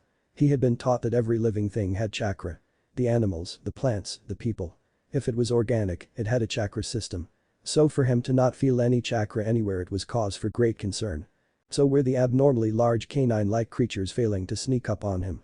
The son of the Stormbringer turned around to face his would-be assassins and raised a brow. They looked like the demonic love children between an ape and a wolf. Hunched over figure, black fur covering their bodies, bones protruding from various locations, large forelimbs, and bone-like masks covering their heads. Glowing, crimson eyes glared at the boy with a primal hunger. The demigod was sure that these animals were meant to strike fear in the inhabitants of whatever this place was. He was sure this wasn't a ninja world, but he found them mildly annoying. There were 7 of them in total. Based upon previous observations, their threat level was medium. Enough to warrant caution, but not enough to take seriously. The first beast, the apparent leader, roared at him. 3 creatures charged, 2 began to circle around, and the leader stayed in place with the final creature. The boy smirked and drew his swords, then he channeled a burst of chakra to his legs, his body blurring out of sight. He reappeared in front of the creature circling to his left. The beast was startled at the boy's sudden appearance and was beheaded for its hesitation. The boy didn't even blink as another burst of chakra sent him blitzing across the forest right through the charging animals. He bisected all 3 of them at the waist. He came to a stop in front of the other circling creature. This one was prepared though. Its arms were reared back, ready to crush his smaller body. On reflex, his own arms shot up and his sword sliced through the beasts like knives through butter. Its arms fell uselessly to the ground and the beast stumbled back, staring at the crimson stumps where its arms once were. The boy simply sliced it in half. The back flipped over the creature that tried to catch him unaware. The beast rammed into its deceased comrade, sending them both crashing into a particularly thick tree. The boy leaped high into the air, front flipped once, and stabbed the dazed animal in the back with both his swords. He removed the blades and leapt off the corpse, eyeing the alpha creature. He twirled the lighting fangs around his hands, adding to his intimidating factor. It seemed to work.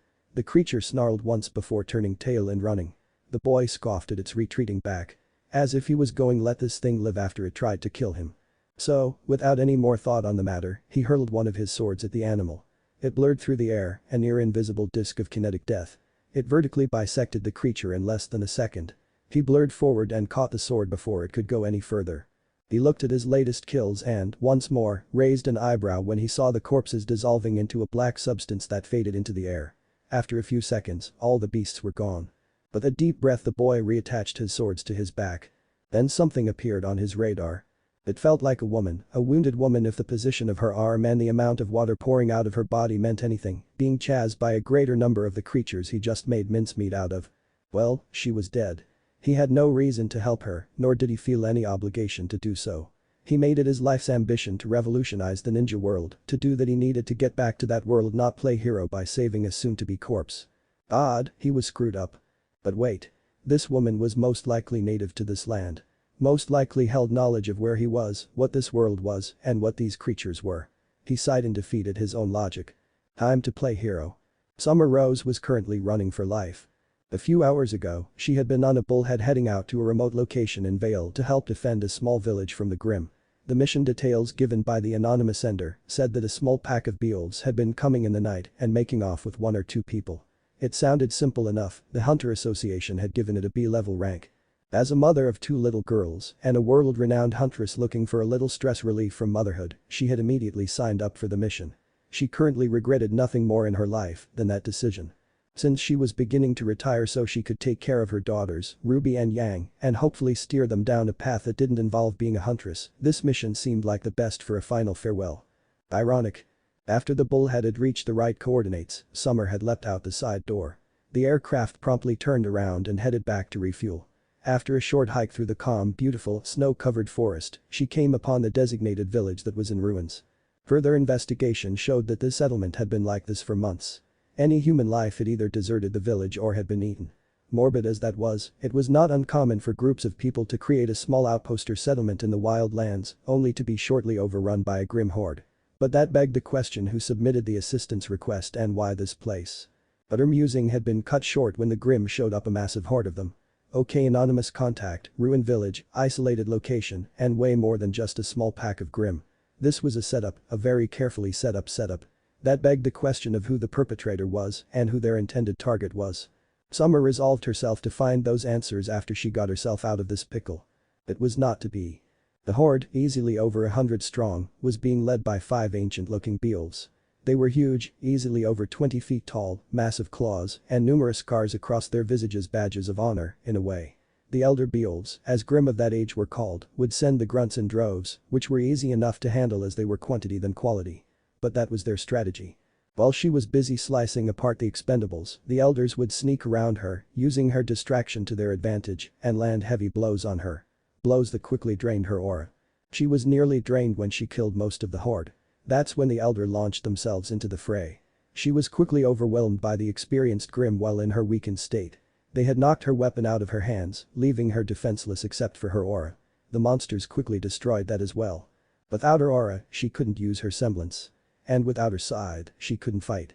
That led to her current predicament of being sliced across the abdomen and hobbling away from certain death. She knew, though, that the Grim were just toying with her. Their unnatural sadism towards humans and fondness overriding their experience. They wanted to draw her suffering out before they killed her. She had activated her emergency transmitter in a vain hope that a rescue squad would get here soon. Then she tripped on an unseen tree. She grunted as she landed face first in the snow. Feeling the Grim closing in around her, she hauled herself up so she could lay against the tree trunk that belonged to the evil root. She stared at her approaching murderers without fear but with sadness. Sadness that she would never see Taeyang again. Sadness that she would never get to see Yang again. Sadness that she would never see her darling Ruby become a woman. Summer said, her voice soft, I was going to make cookies for everyone when I got back. She stared teary-eyed at the approaching Beowulf, the leader of the pack it seemed. The creature raised its claw high. Summer smiled wide, her eyes closing, accepting her fate as memories of her family rushing through her mind. The Beowulf slashed down. Jing. They arrived to witness the end of the hunt as it appeared to be. He had to admit that the woman was beautiful. Red and black hair that fell to her mid-back, pale skin, athletically toned build, clothes themed in white and crimson, and unnatural silver eyes. The image was marred by the gaping wounds on her abdomen. Blood flowed almost like a river from the openings, painting the white cloak she wore as red as roses. Speaking of wounds, the boy analyzed the black creatures about to kill his information source. 5 of them stood out, being bigger and stronger in appearance. The remaining 7 were just the same as the first ones he killed. In other words, not worth worrying about. The big ones might be more of a threat. Oh dear, the first one was raising its claw for the kill that wouldn't do. Summer could only gape in shock at the sight of a little boy that looked to be about her stepdaughter's age, dressed in clothes that looked to be covered in blood, dual-wielding identical swords, holding back an elder Beowulf with one arm. He had blocked the claw with his left blade, while his right was held in a reverse grip. The grim cocked its head in confusion. It was unprepared for the strange human child to slash upward with his right sword, splitting its head in two. Blood sprayed from the sudden laceration. The corpse fell to the snow with a resounding thud. The other Grim growled and barked at the boy, but then the air changed. Like a wrathful spirit had just entered the vicinity. The angry Grim began to whimper like puppies. The child then turned, revealing his face to Summer. She felt her heart constrict the sight. Black hair that descended like a curtain of black strands, tanned skin that belonged to someone from Vacuo, and bangs that fell over his eyes, his emerald eyes. His eyes held a dark intensity, like he didn't see her as a woman, but as a resource to be used. They looked like they were calculating something, like deciding how to efficiently dissect an animal to analyze its entrails. "What's your name?" he asked. His voice was high in pitch, expected of a child his age, but held a demanding edge to it. As Summer rose. The boy looked at the red snow, a brief flash of concern in his eyes, then replaced with concentration. Amazingly, the snow began to rise from the earth. It steamed before becoming crimson globules that floated in the air. The boy brought his hand forward and the globules moved forward. They entered the cuts and Summer squirmed at the uncomfortable feeling as her own blood re-entered her body. The boy's face scrunched together as he put his hand on her stomach. Summer gasped as the feeling of crawling overtook her senses. The boy removed his hand from her body, a light sheen of sweat covering his face. Summer looked at her skin where the wounds once were only faint lines greeted her vision. The boy had healed her. Using the snow to heal Summer had taken more concentration than he expected. It was also an experiment as well. If he could use water to heal himself, could he use it to heal others? The answer appeared to be yes. But he was also smart. He had only sealed the wound and returned some of her blood to her body, just enough so that she wouldn't die from blood loss. It wouldn't be very helpful as she kept jumping in front of him when he was fighting, nor would it be favorable if she ran away. The latter was unlikely, he could tell she was the type to always help people, no matter who they were. Noble, but ultimately stupid. That lifestyle resulted in an early death. Which he just spared her from. Now to kill the creatures so they wouldn't interrupt his upcoming interrogation. He figured he would play the oblivious child card to get what he wanted. The child turned away from Summer, brandishing the lighting fangs in front of him. 4 big ones in front, the 7 others evenly spaced between them. This might be more fun than he thought. A few minutes later. Same location. Summer Pav. She could only watch in awe, shock, and horror as a 6-year-old boy turned a highly experienced Grim pack into a pile of dissolving dead. It was scary to watch as the boy looked like he was dancing through the bane of humanity. Ducking, spinning, weaving, slashing, stabbing, jumping, kicking, flipping, and lot of other things. In less than 10 minutes, this boy, this child, this warrior had exterminated the creatures of Grim. Then he walked back over to her. The boy kneeled down, his sword sticking to his back by unknown means, and asked, "Where is this place?" His voice was a stark contrast to the fighter just moments ago. It sounded innocent, pure even. What did he just say? What do you mean, where is this place? We're on Patch, the island west of Vale. How did this kid not know where they were? He grew up here, didn't he? What's the name of this world, then? Okay, what? Who was this boy? How did he not know the name of his own planet? This world is called Remnant. But how would you not know that? You live here, don't you? The boy gained a defensive, almost hostile visage, prompting Summer to ask again, "You do live here, right?" The boy was silent for a moment, looking to be contemplating something, before he opened his mouth to say something, then he froze. His arms shot out and grabbed her shoulders, and he pulled them both to the ground and began to roll. They came to a stop a few meters away, and Summer looked back and saw a number of huge black feathers impaling the snow where they once were. She looked up and saw a small flock of giant nevermore circling around the sky. The boy growled and stood up, staring at the oversized avians above. He pointed his hand at the snow around them, the crystalline water beginning to vibrate beneath them. The nevermore crowed before launching another volley at them. The boy whipped his arm up, wall of snow erupting in front of them. He grunted when the barbs impacted his shield, the points barely digging through. He let his arm drop, the snow and the feathers dropping too. The boy spread his arms wide, and to Summer's further shock, massive amounts of snow rose from the ground. The boy clenched his fists, and the snow separated into several spheres about twice the size of a basketball. The spheres hovered for a moment before the boy clapped his hands together as if he was praying. The spheres of compacted snow erupted forward like cannonballs in a wave of white death. The nevermore were obliterated. Summer's mind was racing. His semblance was obviously linked to water. Hydrokinesis perhaps. But the level of power he had, the level of control he possessed. Most people didn't activate their semblance until their late teens. And after that it took years to fully master their newfound powers. She and Taeyang had finally gotten Yang to stop wetting her bed on accident, and a boy her age was throwing around power equal to that of an experienced huntsman. Just who is this boy? There's no way he should be this powerful at his age. And where were his parents? Even if they were dead, heaven forbid, it was impossible for a child to survive on his own and gain this level of power. Summer had so many questions to ask him when they got back to Vale. The boy was annoyed at the constant interruptions. First were the animals themselves. They were just there when he got here, so he had to take care of them anyway. Then there was the flock of giant birds. It was intriguing. He couldn't feel their presence, nor could he sense their blood flow, but he sure felt it when their projectile feathers were slicing through the air. It was his reflexes that saved the woman's life. He could have liquefied himself, but that would have ended with his information source's death. Not feeling in the mood to waste time with the annoying birds, he decided to go all out.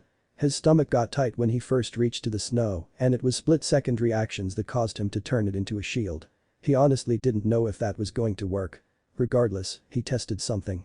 Since his gut tugged whenever he used his hydrokinesis, he channeled chakra to it when he made his snowballs. The results spoke for themselves. Now then, to find out what the hell these things were. He turned around and looked Summer in the silver eye. What, exactly, are these black creatures that keep bothering us? As expected, the woman adopted an expression of shock. It was predictable that she would be of the mind that he was native to her world. Maybe he should play the amnesia card as well. These animals are known as the creatures of Grimm. They live only to kill humans and Faunus. The demigod kept a straight face. Faunus? What were Faunus? He was about to ask when he whipped his head around when the presence of something big, fast, and full of people entered his range. It put him on edge. He didn't even know what Grimm were. But that was beyond anything she had ever heard. It was obvious this kid had amnesia or something, based on his lack of knowledge of his surroundings, but not even knowing what the most infamous creatures on the planet were. It was like he wasn't even born here. Then he saw him tense up and she followed his gaze to the west. A bullhead was coming. If it wasn't for how tired she was right now, she probably would have jumped for joy and spun this child around in her arms. As it was, she settled for a giant smile. That's a bullhead, she told him. It'll take us back to Vale where we can get you cleaned up and find where you came from. After a moment, I think I'll introduce you to my daughters, Ruby and Yang. You'll all get along so well. She said with a bright smile. The boy inclined his head, his bangs hiding his eyes, his mouth drawing into a thin line. He began to step back, giving off a dangerous aura. Summer was growing confused. What was he doing? They were about to be rescued from this grim-infested forest. The powerful child spun on his heel and was about to take off. Wait. She stood up and leaned on the tree for support. Maybe she could stall him long enough for the bullhead to get here. Where are you going? Away from here. His tone was clipped and short.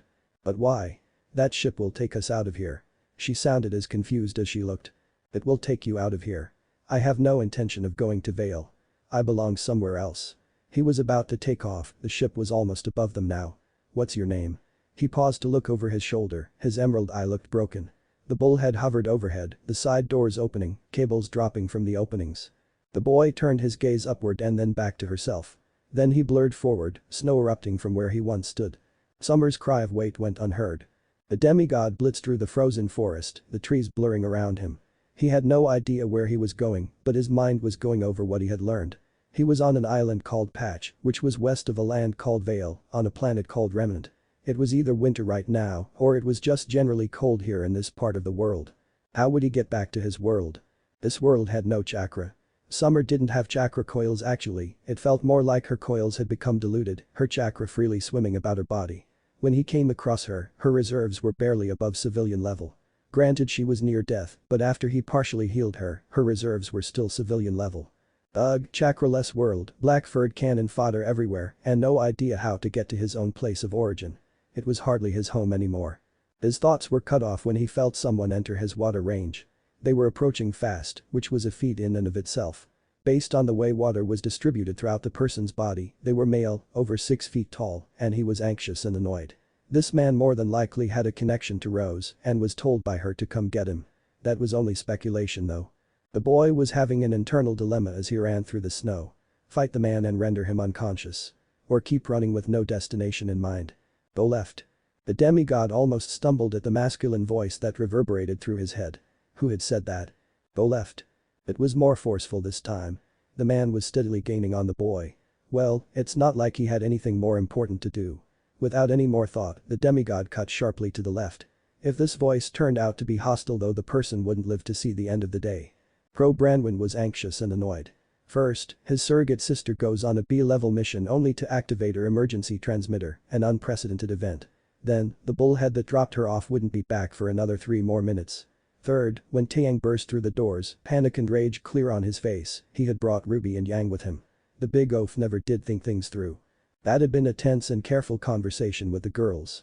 How did you tell children barely out of diapers that their mother was possibly dead? Fourth, when the rescue team was ready to, Crow was informed that even at top speed, the bullhead wouldn't reach Summer's location for another 15 minutes. Taeyang almost jumped out of told to run on foot. Crow was able to hold him in though. Then they finally got to where Summer was and she looked just fine. Her cloak was ripped and she looked borderline exhausted. When they talked to her to get a grip on the situation, her story was one they could never have predicted. A child as old as Yang slaughtering Elder Grimm. Then using a sort of hydrokinesis semblance to turn the snow into a barrage lethal projectiles that disintegrated a flock of Nevermore. Then running away just before they got here. Crow wanted to know what the woman was smoking because he wanted some. But when Summer gave him the look and then begged him to go after the fleeing child, he really couldn't refuse her, if only to satisfy his own curiosity about the mystery boy. Someone had to have made that massive snow trench. Taking off at his top speed, he was shocked to sense that there was actually a young boy just ahead of him. And moving fast. But the energy he could sense pouring out of the child was unreal.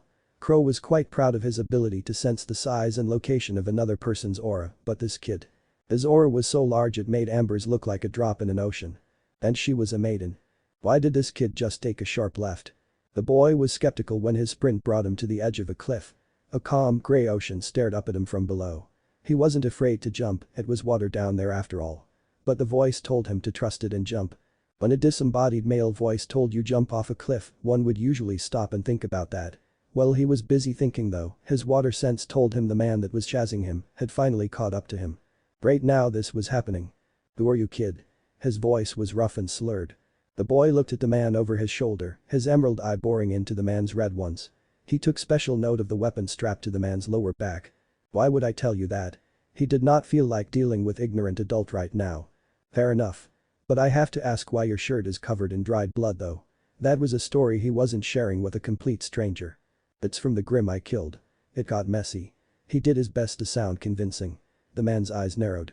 I may be drunk most of the time, but I know how to spot a lie clear as day. Who did you kill? The boy turned around to face the man fully. He could feel the mounting confrontation. That is none of your concern. The man gripped the hilt of his weapon, I'm afraid it is. Summer asked me to bring back a boy with black hair wearing a blood-soaked shirt wielding identical swords. She may believe in the purity of every living being, but I don't. The man drew his weapon, the blade extending into a broadsword. He pointed it at the boy. I'll ask you one more time, who did you kill? The boy drew his own swords from his back, the blades flashed with lightning. I'll tell you one more time, it's none of your concern. The man's face twitched in anger at this kid's impertinence. You won't answer me? Then I'll beat the truth out of you. The boy glared icily at the angry drunkard, you will try. The boy watched calmly as the man charged at him with an impressive speed. But the fool was fighting him in the middle of a snowfield with an ocean just behind them. The boy could feel its power giving him strength just from being in close proximity. This wouldn't even be a fight. Just one-sided annihilation. The man was a few feet away when the demigod jerked his head up, a pillar of condensed snow exploding at his feet, slamming into the man's sternum hard. Just as the man was launched backward, the boy tilted his head to the side, and a smaller pillar erupted from the side of the big one, knocking the man's weapon off to the side. The idiot man crashed into the snow over 50 feet away, deprived of his sword. A weak moan reached the boy's ears. The boy turned his back to the fool, but kept his sixth eye trained on him, in case he had a sudden rush of strength or some other cliché sudden advantage. He walked back to the edge of the cliff, placing the lightning fangs on his back once more. He looked over the still waters, weighing his options. Jump into the water. Everything will be taken care of. The voice again. The boy looked over his shoulder. The man was still dazed in the snow. His energy had been almost depleted when the snow pillar hit him. The demigod had been aiming to kill though, so points for durability and resiliency. But the boy performed a dive that would have made men in white cloaks jealous. He dove through the water without feeling any pain or injury. For that matter, he didn't feel any cold either. Just an unnatural warmth and comfort from being in the ocean. Then he blacked out. The boy's eyes snapped open, drinking in the space around him. He was getting real tired of losing consciousness only to wake up in the weirdest places. For instance, wherever the hell he was now. He was surrounded by what appeared to be blue space. There were stars, clusters of stars slowly moving along, and what looked like really thin clouds. But instead of it being a black void with tiny lights everywhere, it was colored light blue. Drippy. As for what he was sitting on, it was like an invisible floor beneath. When he looked down, all he saw was the same scenery of that all around him. Blue space. It was calming, actually. Peaceful, relaxing, serene. Like in this place all of his troubles no longer existed, like he could live here and just exist in peace forever. Ahem. The boy calmly turned around toward the sound of someone clearing their throat. He should have whirled around and hurled one of his swords at the location of the voice because he couldn't sense any water in their body. That alone should have sent off warning bells. But he was still unnervingly calm. You're not human. Indeed. The man standing before the boy was not human. Large horns stood from his head, looking almost like rabbit ears. His black hair was wavy in appearance and fell down to his mid-back. He was dressed in a black kimono, with an intricate haori adorning his shoulders depicting an ocean storm. But it was the man's eyes that drew the attention of the young demigod. Purple iris and sclera, with concentric rings surrounding the pupil. No. I am not human. His voice echoed with deep power. Are you a god, then? Yes. Then what is your name? The god grinned patronizingly, guess. The boy growled, but his mind began run through every god he had read about in the orphanage. Then a name popped into his head. You're Susanoo. God of seas and storms, wielder of the Totsuka blade and husband of Kushinadahim. The god laughed, yes, I am Susanoo. The boy's eyes narrowed and he began to reach for his swords. You feel familiar to me. Are you my father? The storm god smirked, no. I am not your father. The boy let his arms drop back to his sides. Do you know who is? Susanoo regarded his champion, internally debating how much he intended to talk. This was going to be a fun conversation. Yes, I know who he is. Emerald eyes bored into purple ones. Are you going to tell me or do I have to guess that too? Purple eyes stared unwaveringly into emerald ones. I'm sure you'll be able to figure it out. But now is not the time for pondering, now is the time for explanations. Explanations of what? Susanoo's ringed eyes glowed. Everything. I have a proposal I think you would be willing to hear. Consciousness returned once more to our raven-haired anti-hero. Immediately, his senses expanded, taking in his surroundings. The blood on his face was gone. He was dressed in the same clothes. The lightning fangs were still tightly clutched in his hands. A total of 15 people in a 200-meter radius. 2 people, 1 male and 1 female right next to him. The female was between 5 and 6 feet tall, had unreasonably long hair, and had fire, water, earth and lightning chakras. The male was a giant, based on the flow of water through his body. He was easily over 6 feet tall, had lightning, earth, and fire chakras. These were the same people that were watching him slaughter the Miss Ninja. Great. More ninja. What is it? Asked the woman. The boy kept his eyes closed and his breathing even. He was hoping to milk them for information by playing possum. This boy has power and potential on par with the Jinchuriki. Maybe even surpassing them. You are in desperate need of weapons and soldiers. The boy didn't like where this was heading. Yes, that's true. But what does this boy have to do with anything? Her heartbeat was increasing. She was nervous. The boy comes with me. In return, I'll give you weapons and food and a battalion of ninja to aid and train your own forces. After 4 years, the boy will return to aid you and your cause. After Yugura is overthrown, the boy will return to the cloud. So he was being used as a bargaining chip and as a power play by the Raikage. Bastard. The woman had shock traveling through her body. She was seriously considering the man's proposal. The boy himself was actually weighing the option. If he went with the Raikage, he would be trained by professional soldiers, practically be handed power for free. Then he would get to return to the mist and reap vengeance for the death of his siblings. On the downside, he would have to tolerate the presence of the thing he hated for an indefinite amount of time and learn their arts. The hypocrisy was not lost on him. But at his current level of power, he would never be able to abolish the shinobi system. He would never have his revenge. He may be able to take down a few of the elite ninja, but he was not so arrogant to believe he could fight the entire world and win. Not yet at least. But what about the child? Won't he have to agree to this? The woman was concerned about him. More than likely her maternal instincts. The child felt the Raikage turn his gaze to his sleeping form. Why don't we ask him right now? He has been listening to us, after all. The demigod's eyes snapped open, emerald orbs staring at the beige ceiling. He wasn't surprised the Raikage knew he was faking. The man was an age-old ninja with decades of experience. The demigod sat up, his back popping and cracking. Great, he had to deal with this again. He looked the Raikage straight in the eyes, ignoring the woman's expression. So boy, the Raikage started, his voice deep and gravelly, do you accept my offer? The answer was immediate. Yes. The means the cage of the cloud took to get here were less than impressive. The boy, the Raikage, whose name was A, the woman, whose name was Mei, rhyme time, and a few nondescript ninja, stood in an abandoned fishing village on a remote coast of the Land of Water's southwestern shores, facing the four-island archipelago. There was a light fog around, boosting the demigod's powers. The buildings were little more than ramshackle structures of wood that looked rotten and ready to collapse. The sky was a dreary overcast. The group stood at the end of a dock. The old fishing boat at the end looked like the shacks that dotted the mainland. The captain was only known as Quint, and he called his oversized piece of driftwood the Orca. You came to a nation embroiled in a civil war in a fishing boat. They seemed just as disgruntled as the demigod. My advisors told me it would lead to complications if it was obvious the hidden cloud had any relations with the blood rebels. So we hired this man and paid him handsomely to keep his mouth shut. The boy shook his head. How long will it take to get to the land of lightning via the sea? The Raikage made a thinking face. It took me about 2 days to get here, so it should take us about a few days to get back. 2 days at sea? To the demigod, for some reason, that sounded absolutely splendid. With a nod at Quint, the boy and Abe boarded the Orca.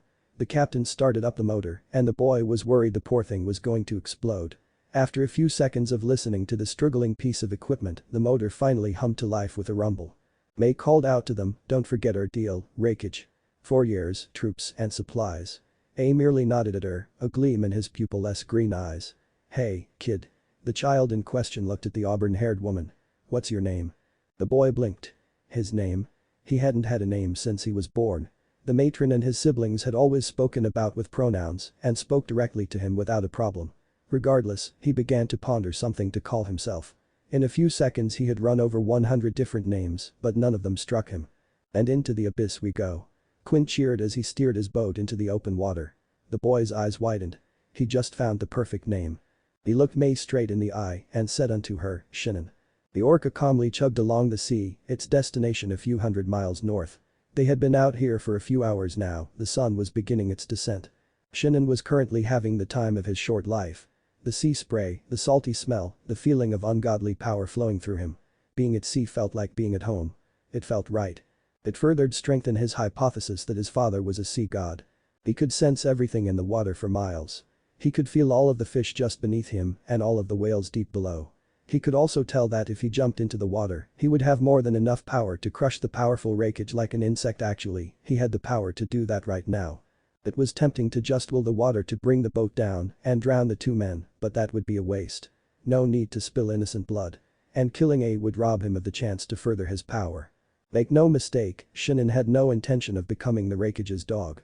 After he had turned the mist into a crater and had Yagura's head mounted on his sword, he would milk the cloud for every technique and secret it had. Then the village and all of its ninja would follow in the footsteps of the mist. Then the rest of the villages would fall to his power, and his revenge against the creatures known as shinobi would be complete. It was night now, the moon shining above the water, illuminating Shinin's face. His skin was lightly tanned, his black hair hung down like messy, inverted spikes, bangs falling into his face, slightly obscuring his emerald eyes. Emerald. Such a far cry from the vivid sea green they once were. Watching those you called family die over and over again while helpless to prevent it and then losing any regard for human life would do that to you. A and Quint had invited him below deck for dinner, but Shinin had refused, opting to stay on the ship's bow plank, leaning over the railing. He was in deep thought, his conversation with Susanoo playing over again in his mind. Flashback. Everything. The dimension erupted into a black void, then a blue and green sphere popped into existence. The god and demigod quickly zoomed in on the sphere. Shinin cocked a brow when he realized what this sphere was. Earth? Susanoo nodded, yes, 1,000 years ago. Shinin looked at the storm god, why am I looking at Earth 1,000 years ago? Susanoo pursed his lips, then they zoomed into the surface of the planet. Shinin raised both brows when he saw the massive tree rising into the clouds. What the hell is this thing? This thing is called a divine tree. They are sporadically planted across many planets by Izanagi in his life-growing experiment. Why would the patriarch of the Shinto gods want to plant trees on random planets? The fact that Shinin wasn't the least bit concerned about there being multiple planets, nor about the existence of Izanagi, was testament to just how dead he was on the inside. Susanoo shrugged, father's exact words are, because I can. Shinin just decided to roll with it, then what exactly is a divine tree? And what does it do? A divine tree is, essentially, a catalyst for the emergence of life. Charged with the chakra of a god, a seed can be planted on any planet or in any barren waste. Using the chakra within, the seed will sprout and grow. After time, it will germinate, dispersing smaller, less powerful seeds across the land. When enough trees have grown, the planet's atmosphere and/or environment will become more hospitable. And natural plants will begin to grow. Not long after that, the seed that's become a divine tree will create a new kind of life. Animals. After the animals have inhabited the world, humans will soon be born. And with the arrival of man comes the arrival of war and death. Izanagi keeps doing this hopes of creating a world with everlasting peace with no divine intervention. After millennia of trying, he's still unsuccessful. Neat story, Shinin said dryly, but does that have to do with what I'm looking at? Despite father's faith that one day humanity will achieve peace, he is not naive. Humans born from the divine tree have inherent knowledge that the tree was made by the gods, so they worship it and revere it as such. However, every 1,000 years, the tree will bear a fruit. A chakra fruit. In most cultures spurred from the divine tree, the fruit is forbidden to touch or eat. But if someone does eat the fruit they will gain the primordial power of divine chakra.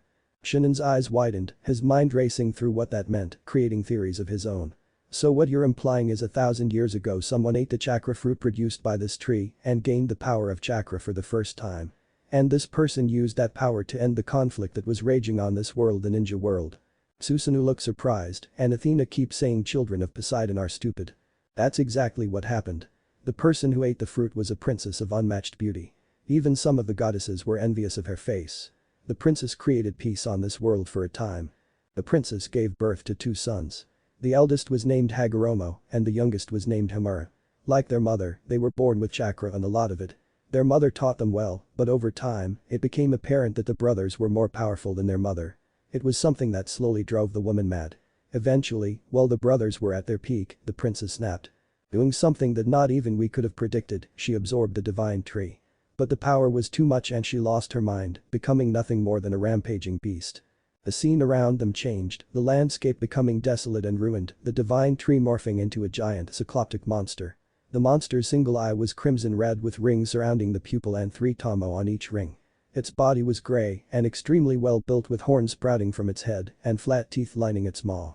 The massive mollusk-type shell covered in small spikes was attached to the monster's back. The most eye-catching thing, however, were the 10 elongated tails that ended in humanoid hands sprouting from its backside. 10 tails. This beast had the power to drink oceans, swallow mountains, overturn continents. It had the power to split the very sky itself.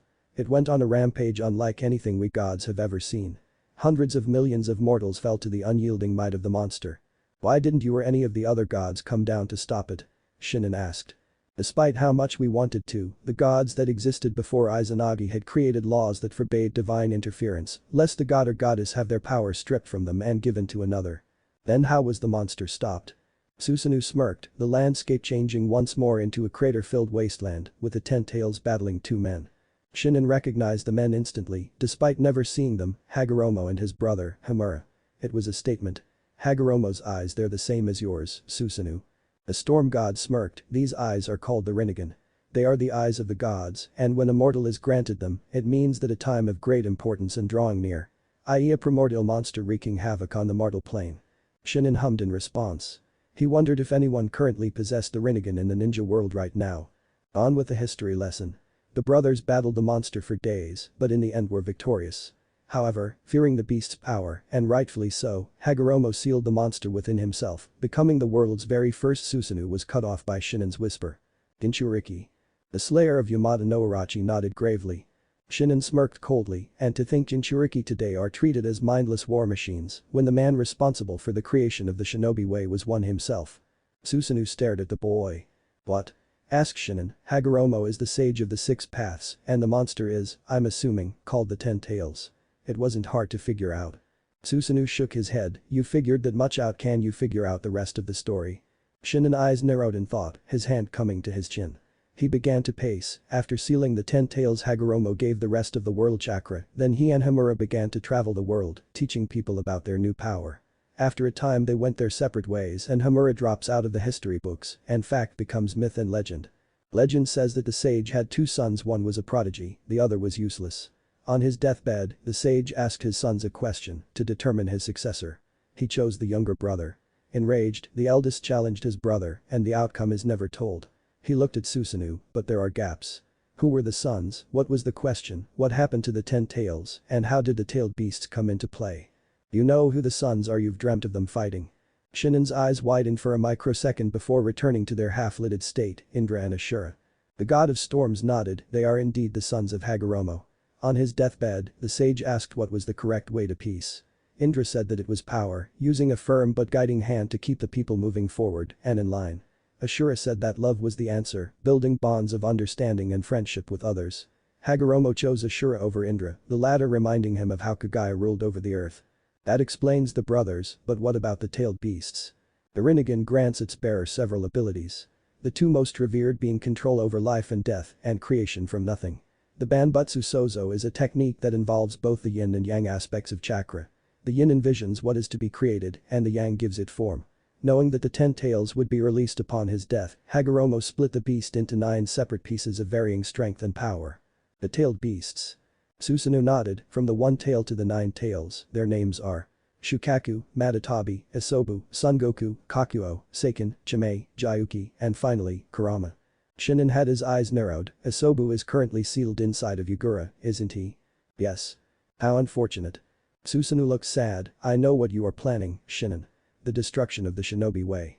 I know that you desire the power of the Rinnegan and vengeance against those who have wronged you. Shinnen's emerald eyes narrowed so much they looked almost like slants. Do you plan on stopping me? Susanoo looked forward at nothing. Do not let your desire for revenge blind you from the world around you. The scene changed, a grassy field at night with 2 groups of people squaring off. The left group was clothed in high-colored robes, had long, spiky black hair, glowing red eyes, the Sharingan, Shinnen noticed, and pale skin. The Uchiha clan. The right group wore armored plates strung together by rope that covered their chests, necks, shoulders, crotches, and thighs. They had tanned skin, black eyes, and straight dark brown hair. The symbol on their neck plates displayed their allegiance. The Senju clan. Back to the subject of Indra and Ashura. The brothers' feud continued long after their natural death. The families that the brothers created would eventually be called the Uchiha and the Senju, respectively.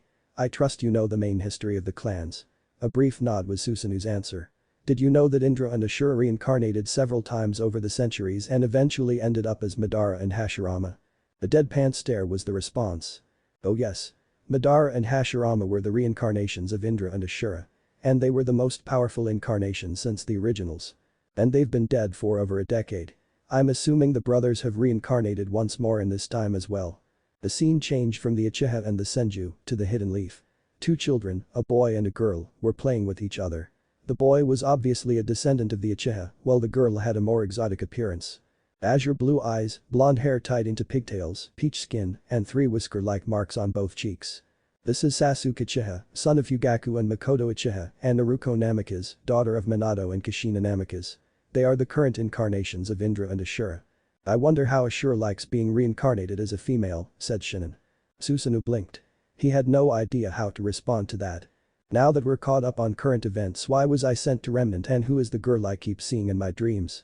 Susanoo regarded the demigod carefully. You were sent to Remnant as an experiment. An experiment? Shinnen's voice sounded like ice. The scene changed once more. This time Shinnen stared at hundreds of earths arranged in multiple rows and columns that stretched, literally, as far as he could see, suspended in a black void. This is the multiverse belonging to the Shinto gods. Here, there are several different realities that we've created over the millennia either for entertainment, research, or by accident. Entertainment? Shinin hissed. He was ignored. There are several realities that haven't gone as intended. One thing or another went wrong, and because we're forbidden from interfering, we can't set things right.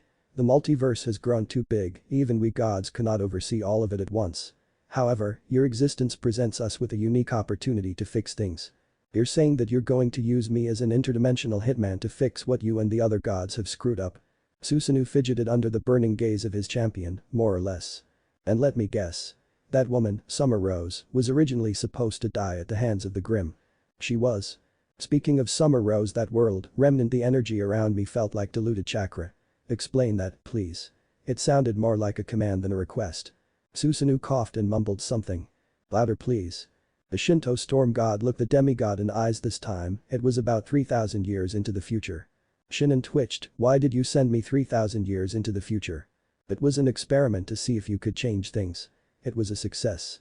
Emerald eyes glowed faintly with chakra. I refuse to be used as a divine repairman. Susanoo shifted. You said something about a girl.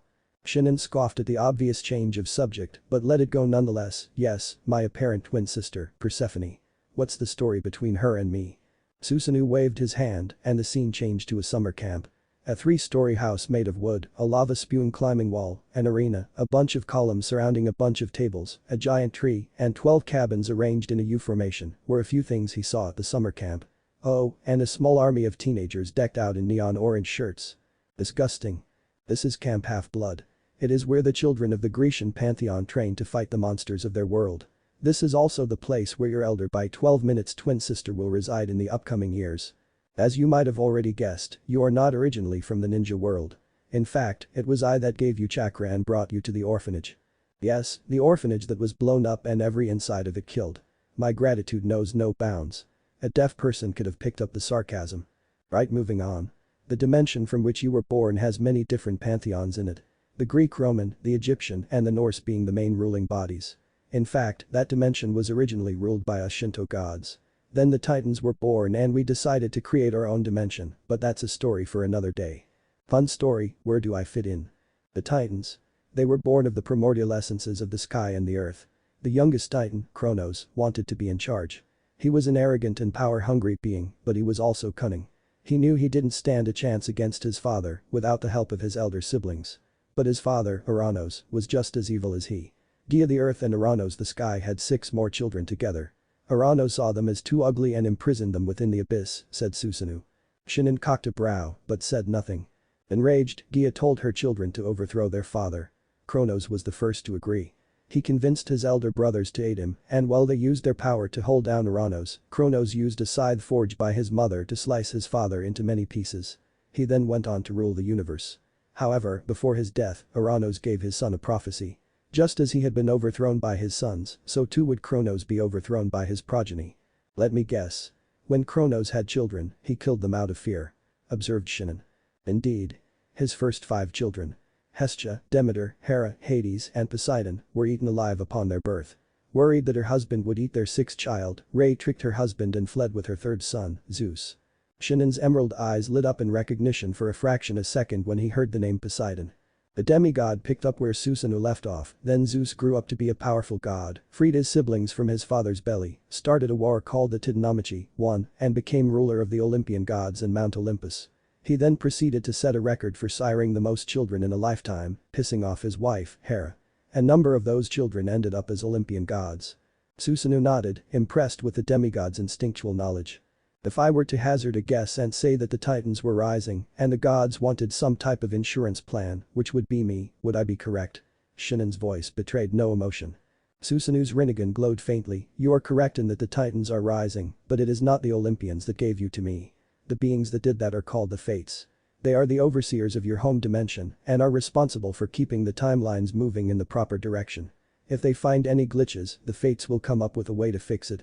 And so they looked into their magic ball and saw that the gods wouldn't be able to beat the Titans a second time, so they gave me to you so I could gain power and save everybody's asses. More or less, Susanoo said slowly. Outstanding, Shinin drawled, but what does my sister have to do with this? Your sister's role is simple. She exists as your replacement. Shinin stared at the ripple-eyed god, elaborate. Originally, your sister would have never existed and all of her exploits would have gone to your name. But since you are here in this dimension, the fates had to have someone to keep things on track in your home dimension. Thus, Persephone Jackson is born 12 minutes before her brother Perseus. Shinin frowned, why a girl, though? Why not a boy to handle these things? Or why not another demigod? Altog Shinin cut himself off as the answers became clear. The fates are using my sister as an insurance policy, hoping that I'll become emotionally attached to her, so I have a reason to actually help them survive the Titans. Susanoo kept an external facade, but he was internally gaping, incredible. His intellect is off the charts. He's easily on par with the Nara clan. You're exactly correct. Will you come to love her, though? As a brother should.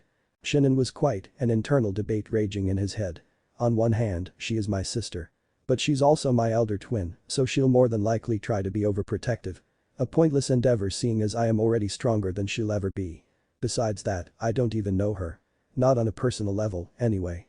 Those feelings I experience whenever I dream of her are more than likely the fates forcing my attraction to her. Furthermore, her sole purpose for existing is to be a metaphoric anchor to hold me down. At this point in time, she's only a name and a face. No need to become attached to that. I doubt it, Shinin finally said, as it stands, she is little more than a stranger to me. And there's no telling when we'll ever meet in person.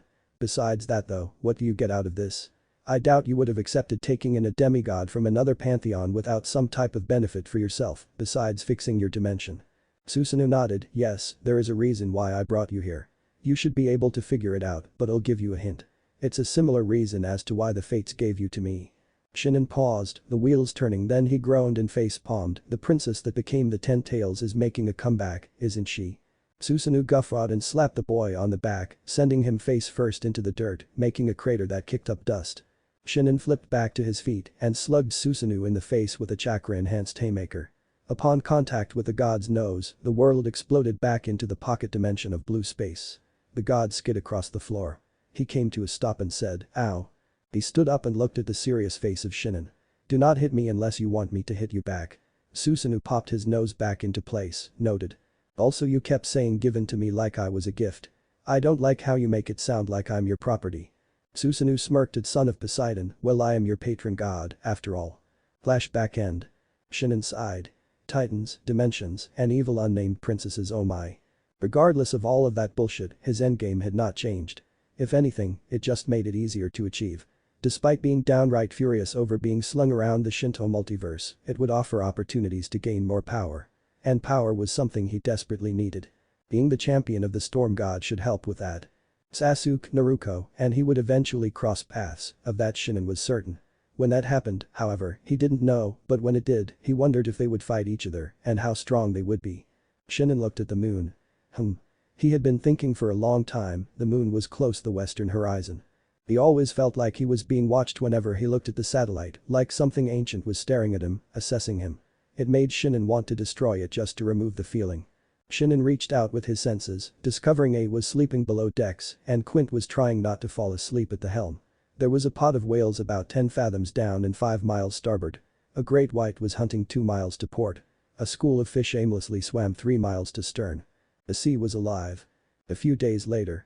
After making port at a beach he didn't bother to learn the name of, he and A had tree-hopped through the forests until they reached a desert with more buttes than what should be naturally possible. They finally reached the gates of the infamous Hidden Cloud village. A gazed at the towering mountains with pride. Shinin only had one thing to say. Who the hell are all of these people? Shinin looked at the assembled group with caution. Each one had a large amount of chakra. The man on the far left had dark skin, shaggy white hair covering his left eye, and 2 tattoos, one on each shoulder. His right shoulder had the kanji for lightning, while the left had the kanji for water. A large red and white sword hilt stood from his right shoulder. He wore a sleeveless dark gray uniform with a high collar and loose-fitting dark pants. Over his uniform he had a white flak jacket buttoned to his left shoulder. His visible right eye had a lazy look in it, but Shinin saw, deep inside, a dark calculating glint. The next man could be best described as eccentric. Dark-skinned, overly muscled, and his slick-back blonde hair was kept in place by a hidden cloud headband. He went shirtless, opting to wear just a cloud flak jacket held in place by thick red rope. He wore baggy pants, with white legwarmers that had red shin guards built in, with fingerless gloves of a similar design adorning his hands. The kanji for iron was tattooed on his right shoulder, and a tattoo of bull horn stood proudly under his left eye. His eyes were covered by oval-shaped glasses, a white scarf was wrapped around his neck, and he had a goatee. 7 red sword hilts peeked out from behind. He felt familiar. The man in the middle was obviously related to A in some way. Dark skin, huge muscles, tattoos of Huma shuriken on both of his shoulders, slick-back blonde hair, small beard, the apparent standard uniform for Cloud Ninja, gigantic golden vambraces, and a gold belt with the face of a boar. The fourth person was the only female of the group. She had long, straight blonde hair, tied with bandages, and dark eyes. More bandages were wrapped around her legs and arms. Fingerless gloves covered her hands, and rosary beads were wrapped around her left arm. She wore a dark blouse with a purple chest and loose-fitting pants. There was design similar to Cloud's on her left pant leg and on her right breast. The kunai holster was strapped to her right thigh and a red belt was tied around her waist. She also felt familiar. The fifth and final person was a pale man with yellow hair and dark eyes. He wore the sleeveless version of the Cloud uniform but had arm guards running from elbow to knuckle. Shinin could tell this one was less combat-oriented and more sensor-oriented. Well, if the panicked look on his face when they locked eyes was anything to go by. "Father," called the middle giant, his voice deep, were the negotiations successful. Shinin and A reached the group. With the closer proximity, the demigod realized why those two had a familiar vibe. They were the Jinchuriki of Jayuki and Matatabi. Shinin was definitely aware that all but A's apparent son were staring at him. Not liking the feeling of being dissected, the demigod began to subtly leak his kai, a warning that he was not to be trifled with. The assembled shinobi suddenly felt very cold. They all shared a look when they realized it was the boy that was emanating that feeling. "Lord Reikaju's the kid?" asked the woman. Shinin's eye twitched at being called a kid. As entertaining as it would be to watch a demigod and a Jinchuriki duke it out, the third Reikage moved quickly to defuse the situation. "This kid is the demigod that the world's been looking for." He clapped Shinin on the shoulder, careful to avoid the lightning fangs. The son of Poseidon glanced at the meat paw on his shoulder, then back at the gaping audience. "You'll catch flies if you keep staring at me like that." Their mouths promptly snapped shut. "Yo, kid. The name's Killer B. I hope that in the future you can be friends with me." Shinin stared at the self-proclaimed Killer B with a disturbed expression. "Iron Claw." A and his son slammed B into the ground. The woman shook her head at the display, the blonde sighed, and Shaggy groaned. "B, if you keep that up, he'll never have any respect for you," the woman said, then she offered Shinin her hand. "My name is Yujito Nai. I'm a Chunin and the Jai." "The Jinchuriki of the two-tailed monster cat," Shinin cut her off. Everyone looked at him in shock, none more so than Yujito. "How did you know that?" The demigod shrugged and began to walk into the village, saw it in a dream. As Shinin walked through the village, his destination the bulbous structure built into the mountains, he took inventory of his new surroundings. Predictably, the people stopped and stared, but that could also be attributed to the procession behind him, or his still blood-soaked clothes. The ground floor, as he decided to call it, was a twisting walkway built around the towering stone structures. Carved out of some of the mountains were little shops and restaurants, and built around the tops of the mountains were glass structures, similar to observation decks. The thing Shinin found most profound, however, was the fact that his water sense picked up bodies inside the mountains. That could only mean one thing. "Did you hollow out the mountains for living space?" Shinin asked. Yes, we did," answered A. The demigod hummed, not even breaking his stride. The group of 7 had gathered inside the Reikage's office. The room was overly spacious and borderline barren. A simple couch sat behind a desk. Off to the side was a bench pressing rack with a punching bag hanging a few feet in front of it. Windows lined the wall behind the couch, giving a rather stunning view of the village below. The Reikage was sitting on the left side of his couch and Shinin was sprawled on the other side, the lightning fang stabbed into the floor. A, the Reikage's son, B, the Jinchuriki of Jayuki, Yujito, the Jinchuriki of Matatabi, Dari, the Reikage's bodyguard, and C, also the Reikage's bodyguard, stood at attention in front of their cage. They had just been debriefed on everything that happened in the mist, the fact that they would be supplying the rebels with men and armaments, and that Shinin was going to be trained in the shinobi arts by all 6 of them. The shinobi arts part internally pissed off the champion of Susanoo. Not everyone here was excited about training a child for 4 years, though, what? It seemed the son had inherited the father's temper. "You expect me to waste the next 4 years of my life training this little brat? Why should I spend my time teaching this pants shitter how to be a ninja, just so he can go frolic in the mist and avenge his dumbest dead orphan family?" Naruto Shippuden asked. Yugensha. The temperature in the room steeply dropped. Frost began to grow on the walls, the floor, and the windows. The Reikage eyed Shinin warily, while the others began to shiver. Hot breath stained the air. Low growling, like that of an angry wolf, reverberated through the office. All attention was drawn toward the furious temperamental demigod. The light in his eyes was like a sub-zero flame. This was a new level of angry for Shinin. When he witnessed the death of his family, his fury had caused an eye-less hurricane that wreaked havoc across an entire country. This level it was so strong it had a negative effect. He had yet to test the full limits of his hydrokinesis, but he could liquefy his body, bend water to his will, and solidify said water into ice. The last book he read said that the human body was 70% water. Time to test that theory. Reaching out with his power, feeling the familiar tug in his stomach, Shinin gripped the water inside the source of his unyielding ire. He gasped, his breath visible in the blue-tinted office, as a very uncomfortable feeling racked his body. It felt like worms were crawling through his veins. His back arched in pain when those worms suddenly constricted, his feet raising to his toes. Shinin stood from the couch, all eyes on him. He stalked over to his would-be sensei. A's eyes were rolling into the back of his head at this point, his body arching into a near-perfect crescent. Shinin walked past the dying man, stopping by his head. "Let him go, Shinin." The demigod looked at the wreckage out of the corner of his eye.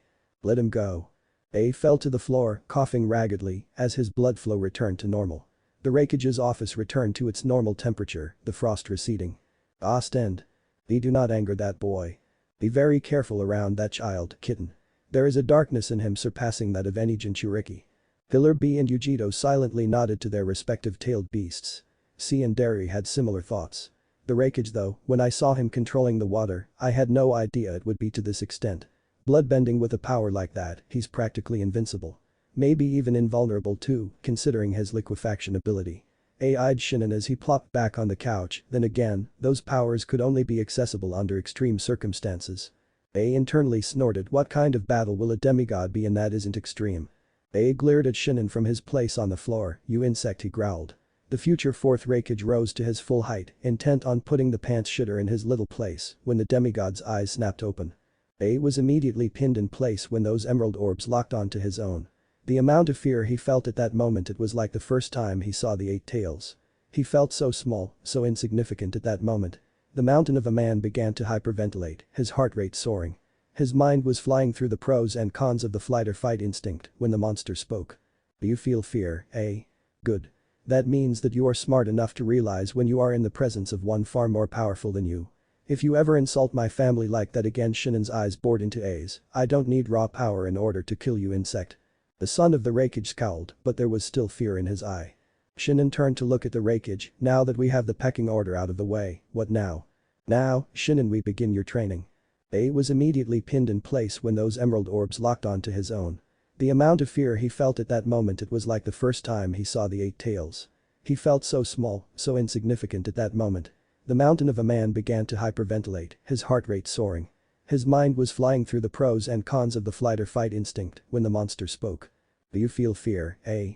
Good. That means that you are smart enough to realize when you are in the presence of one far more powerful than you. If you ever insult my family like that again," Shinin's eyes bored into A's, "I don't need raw power in order to kill you, insect." The son of the wreckage scowled, but there was still fear in his eye. Shinin turned to look at the wreckage. "Now that we have the pecking order out of the way, what now?" "Now, Shinin, we begin your training." August 23, 1006, after Sage, A.S. Training Ground 01. The wreckage's personal training ground is where we find Shinin, Derry, C, B, and Yujito. A and A had to deal with political stuff. The ground was ovular in shape, at least over 100 meters in length and 50 in width. A few trees and boulders dotted the landscape. At the end of the ground was a large pool situated at the bottom of a trio of small thin mountains. Honestly, they were more like spires of rock than actual mountains. Lining the field was a forest of dense emerald trees. "Here," said Derry, "is where we will determine your chakra nature, work on your taijutsu, ninjutsu, kenjutsu, and other dull things." Walking into the middle of the field, the wreckage's bodyguard gave Shinin a piece of paper. "This is chakra paper. Channel your chakra into it and we'll be able to tell what affinities you have." Shinin looked at the paper held between his fingers, mentally calculating how much chakra control it would take to not blow this thing up in his face. With a shrug, he channeled his bare minimum into the paper. It split in half, one side crinkled into a tiny ball, the other was soaked into nothingness. Everyone but Shinin's eyes widened. 3 chakra natures. And all 3 with equal prominence. The only person capable of claiming such a feat were the Tsuchikages of the Hidden Stone. "I take it that means that I have water, wind, and lightning chakra natures." Gaining his bearings once more, Derry nodded, "Even though it's dull, but yeah. Water makes the paper wet, fire burns it, lightning makes it crinkle up, wind cuts it, and earth makes it crumble into dust." Don't ask me how it works because I don't know. How many jutsu do you know for each element? Shinin asked neutrally. Between the four of us, quite a few, answered Yujito. And because of A's order, you're going to teach me all of them, aren't you? C narrowed his eyes. Yes, because of Lord Raikage's order, we're going to teach you what we know. Show some respect, brat. Shinin looked at the blonde out of the corner of his eye. Brat, you say? Funny that you call me that when you were there when I taught a lesson and not pissing me off. C paled even further and backed off, a shiver traveling down his spine. Hey now. There's no need for hostilities. We're all here to explore Shinin's possibilities, B rapped. Derry and C face-palmed, Shinin stared at the Jinchuriki, and Yujito slapped him upside the head. Please refrain from trying to rap in front of our guest.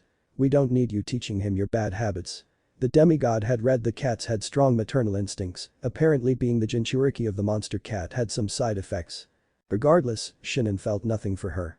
He doubted he would ever feel anything but contempt for other people.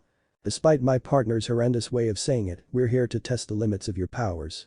We know you have water, wind, and lightning natures, as well as decent swordsmanship considering the lightning blades. Furthermore, we know you have water manipulating powers, and that the weather is evidently influenced by your emotions, Yujito listed. What else can you tell us about yourself? I seemed to pause as the champion of Susanoo began to think, they know much about me already. Damn that Raikage. So far, the only thing it seems they don't know about me is that I can liquefy my body. They also don't know I have every intention of destroying this place after I'm done with the mist, but they don't need to know that. I watched my family get murdered in front of me a few days ago, and I have really vivid dreams about stuff. I also care very little about human life. Yujito blinked. That was not what she expected. She honestly expected him say something about his favorite color, favorite food, hobby, pastime, or something. She would have been fine with him saying he still wet his bed. But I care very little about human life was just not right to hear from a 6-year-old. Anyway, Derry drawled, right now, we have no training regime set up, but we'll fix that tomorrow. As the Raikage ordered, you're to stay with Yujito for the next 4 years. Internally, Shinin's eyes narrowed, pairing me with Yujito isn't out of convenience. They're hoping that her maternal instincts will get me to bond with her, either to use as leverage in the future or to get me attached to the village. The Black Lightning wielder paused, trying to think of something to say, and came up with nothing. This is dull, then he disappeared in a blur of speed. I'm with him, then C vanished too. That left a ridiculously grinning B and small smiling Yujito and an irritated Shinin left behind. We walked all the way out here for that. Yujito nodded her head, yep, and no charge of mine will be going around in blood-soaked clothes, so come on. She promptly grabbed Shinin's arm and vanished with a teleportation ninjutsu despite his protests. He looked around at the empty training field, shrugged, and used his own teleportation jutsu. When Yujito and Shinin materialized in front of a clothing shop, the only thing that prevented the boy from cutting her hand off was the pedestrian mass swirling around them and the shinobi that thought they were hidden. Making a scene was not a wise decision. Right then, let's go in. The door opened with a jingle. Shinin looked around, surveying the inventory, then he looked up, counting the number of bodies on the upper floors of the hollowed-out mountain. Welcome. How can I help you today, Ms. Naio? The female shopkeeper's greeting was cut off when she saw the state of Shinin's clothes. W what? H how? WWY. Ms. Nai, what happened to this boy? The keeper was either maternal or just freaked out, probably both. Yujito placed her hand on Shinin's shoulder, avoiding the lightning fangs. His clothes are why we're here. He's going to need a few sets of the best you got. When the keeper looked like she was about to ask something else, the Jinchuriki gave her the look. Why yes ma'am, the poor girl squeaked. Right this way please. Yujito shook her head at the shopkeeper. Even when she was babysitting her years prior, Kiyomi always was too inquisitive. Shinin determined that this girl was not trained in how to hide her emotions. The entire time they browsed through the clothing shop, she was either stuttering, glancing at anywhere but him, or trying to control her breathing. On the bright side, this place did have some nice clothes. Shorts and pants with multiple pockets. Shirts and jackets with hidden slots and compartments.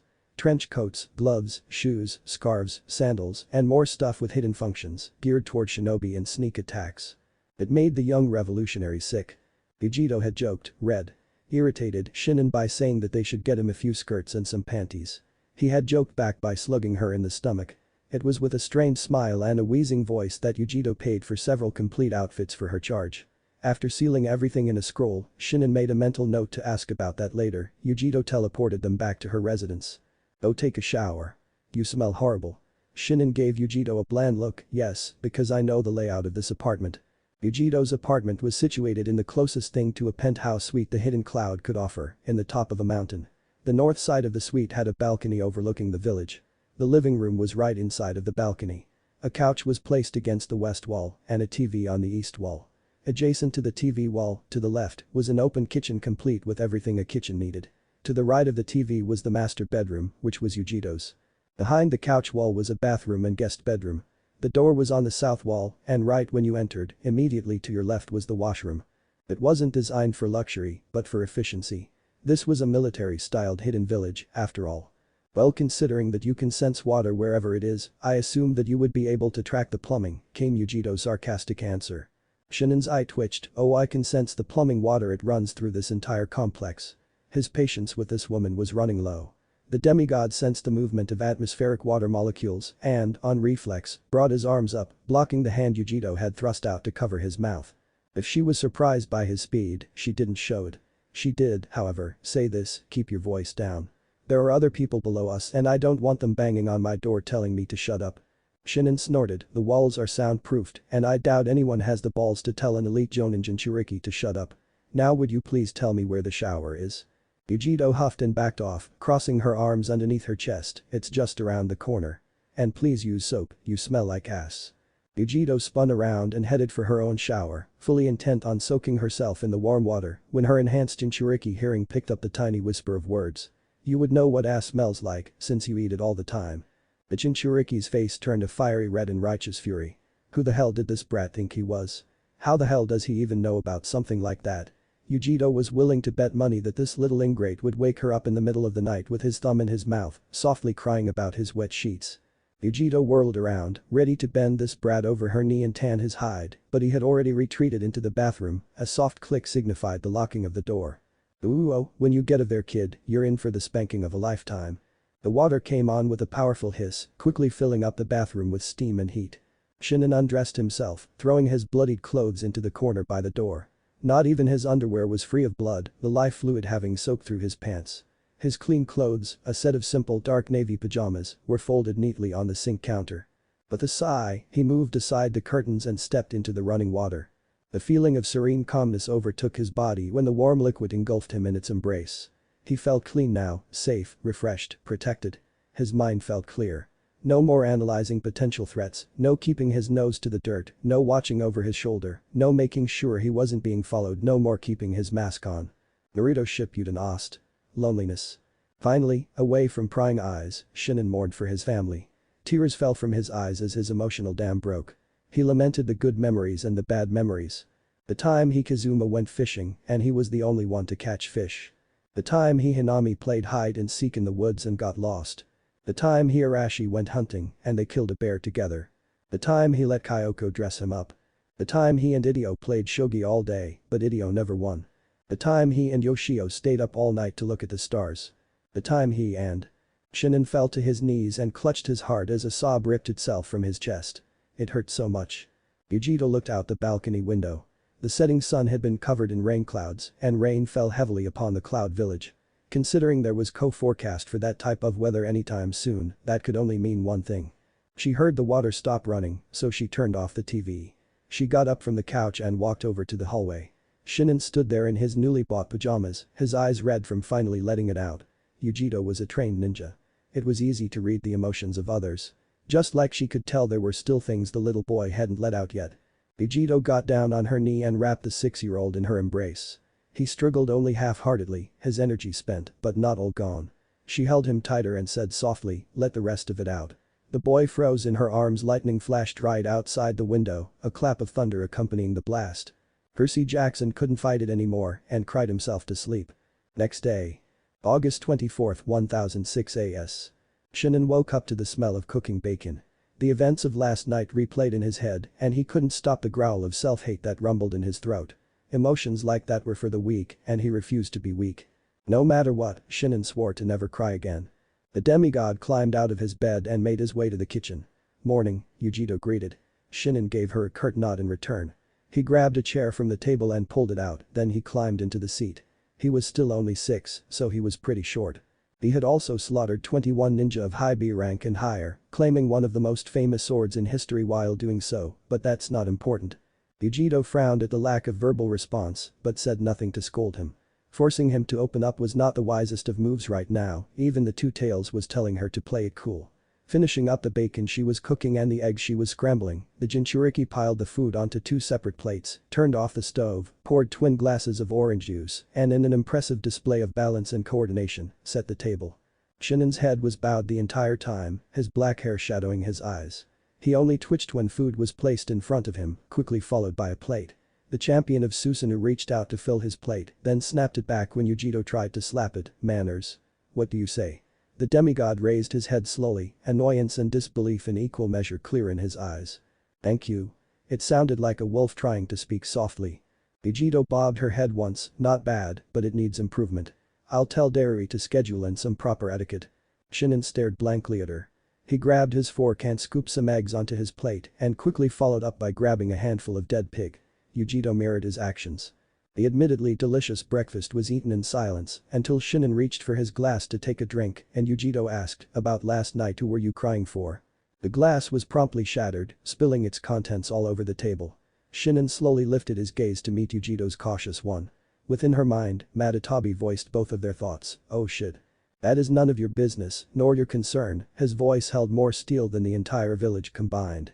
A crack of thunder echoed across the village, despite the cloudless sky.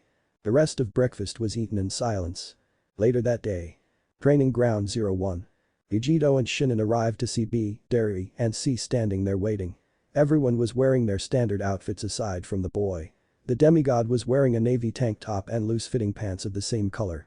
Brown sandals covered his feet and the lightning fangs were stuck to his back. Today, we'll be teaching you your first ninjutsu and we expect you to use it to its fullest potential. After that, we'll be covering change in chakra nature for your affinities. Depending on how much time is left in the day, we'll finish with a light spar, Dairy said. You assume that it will take time for me to learn how to change my chakra nature, came the dry response. Dairy scratched the back of his head with a nervous laugh. C had a displeased look on his face. It can take a man months in order to master his element. If we're lucky, you'll just manage to cut a leaf by the time 4 years is up. Shinin narrowed his eyes and began to reach for his blades, which caused C to tense and prepare for battle, but Yujito stepped in and diffused the situation with a glare and tailed beast enhanced killer intent. The blonde shivered, but the demigod only let his hands fall back to his sides. B grinned and was about to fire off another rhyme, but Dairy swiftly nipped that in the bud. Let's go teach you that jutsu, even though it will be dull. This jutsu is B rank in level due to its chakra consummation and the amount of stress put on the user. It takes your chakra and distributes it evenly among those that you create. It's called the Shadow Clone Jutsu. Dairy crossed his fingers together and an exact copy of him appeared in a puff of smoke created by the second Hokage, Tabarama Senju. This technique is different from elemental clone jutsu. These ones, when dispelled, will transfer their memories and experiences back to the original, making them ideal for training and espionage missions.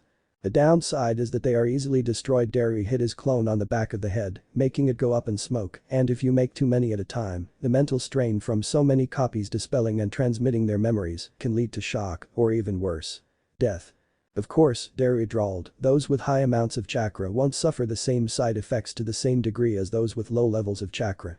For example, C and I can only make about 20 clones each, and then we feel exhausted. However, B and Yujito can make 200 clones and yawn. How many clones you can make is also dependent on your level of chakra control.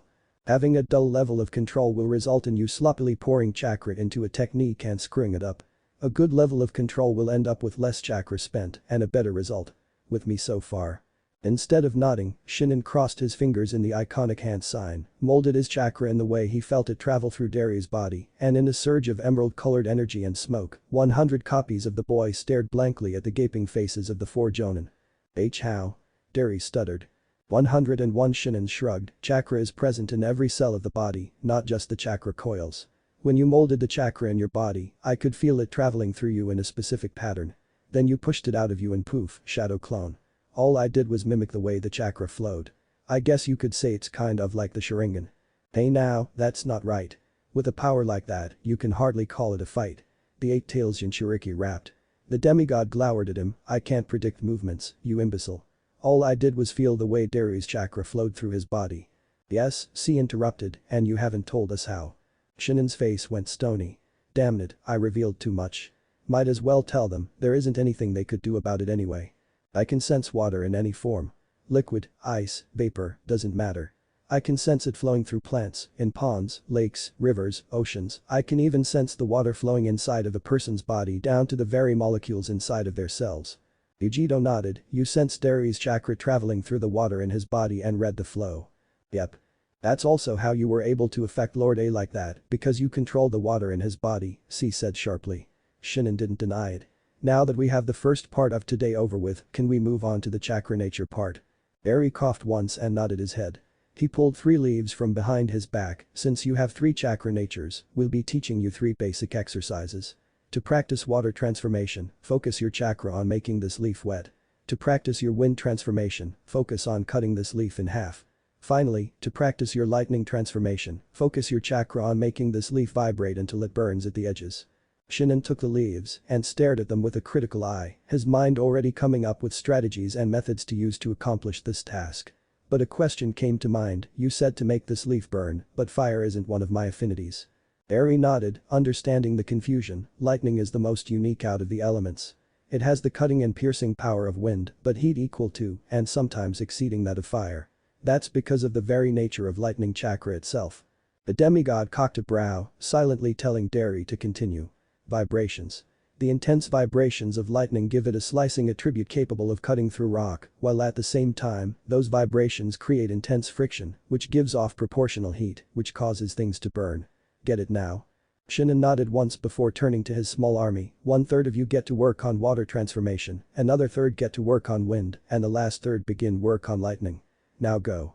The clones dispersed in several high-speed blurs, the force kicking up a massive dust cloud that caused a coughing fit for everyone but the son of Poseidon. When the dust in everyone's lungs cleared, Shinin spoke up, since they're all working on nature transformation, that leaves no reason for why we can't spare now. Eri looked up at the sun. It hung high above them. Damn, this kid isn't dull at all. Spawning 100 shadow clones just after I showed him the jutsu and already having them work on changing their chakra nature. I planned to have this cover all day, now it looks like we'll all go home with hours before dinner. This is so not dull. Well, as you insist. Shinin stood in front of C, 10 yards between the two. B, Dari, and Yujiro stood far off to the side, almost on the edge of the forest, wherein the shadow clones were hard at work with their tasks. This was to be a fists-only spar, so the lightning fangs had been stabbed into the dirt next to B. The Jinchuriki had tried to hold them, only to get a massive electric shock for his troubles. Eri had asked Shinin who he wanted to fight, but C volunteered himself, saying that he needed to see if this brat was worth it. Dari told him to not go overboard and take it easy. The demigod eagerly accepted the challenge. It was a classic example of experience versus overwhelming power. I won't take it easy with you because you're a child, C stated. Shinin snorted, don't flatter yourself. You're barely worth the time it takes to scrape an insect off of my shoe. C growled at this kid's arrogance, but calmed down because he was about to put him in his place. Enough talk. Let's fight. The ground beneath Shinin's feet cracked under the force with which he pushed off, making C's eyes widen in shock upon seeing the amount of speed the boy possessed. The blonde crossed his armored forearms in front of his chest to block a chakra-enhanced punch that blasted him backwards, making his feet skid across the ground. He charged up chakra in that punch and then let it go the moment he made contact with my arms, similar to the Hyuga's gentle fist style. My guards were made to take on the Raikage's punches, but it still hurt. Shinin has so much chakra, I can't get an accurate read on just how much he has, C thought analytically. He came to stop and immediately dropped to the ground to avoid the sweeping kick the demigod sent at his head in midair. The Jonin spun on his hands and kicked up, nailing the boy and sending him flying. Shinin landed gracefully and began to systematically block the flurry of punches the taller man sent at him, his reflexes and superior strength, making him more than a match for the sensor ninja. In a display of terrifying accuracy, Shinin grabbed both of C's fists mid-punch. The Jonin grit his teeth as he and the demigod entered a deadlock of raw strength. It was clear who was stronger though. You see, chakra is a mix of the physical energy of the body and the spiritual energy that was somehow generated by the mind, of all things. Shinin had chakra in an amount beyond spades. His reserves rivaled that of the Raikages, probably even surpassed his, and he was only 6. He should have been on the final stages of potty training by not wetting his damn bed, not overpowering an elite Jonin with raw power alone. Suddenly, the demigod smirked. Then he kicked up, right into C's jaw. The man backflipped through the air, but despite the blood filling his mouth, he landed on a knee and had just enough time to spit out the contents of his mouth before Shinin was upon him once more. But a vicious combo. The demigod slugged the man with a left and right cross, then followed up by spinning on his left leg, ramming his heel into C's temple, sending him flying. The world entered slow motion as C traveled through the air. Just as his legs cleared Shinin's body, the demigod's leg came back down to the ground. He grabbed C's legs, the world resuming its normal flow, and spun. Building up momentum, he slammed the sensor face first through the ground, sending up dust and rocks, obscuring him from view. But C was nothing if not durable. All ninja were, really, and snapped his legs out like a horse. As predicted, Shinin's arms came up on reflex to block, but that was the point. C used the firm resistance as a springboard to push off of, rolling forward out of the dust. His sensing picked up on Shinin speeding at him from behind, so he whirled around and brought his left hand up to intercept.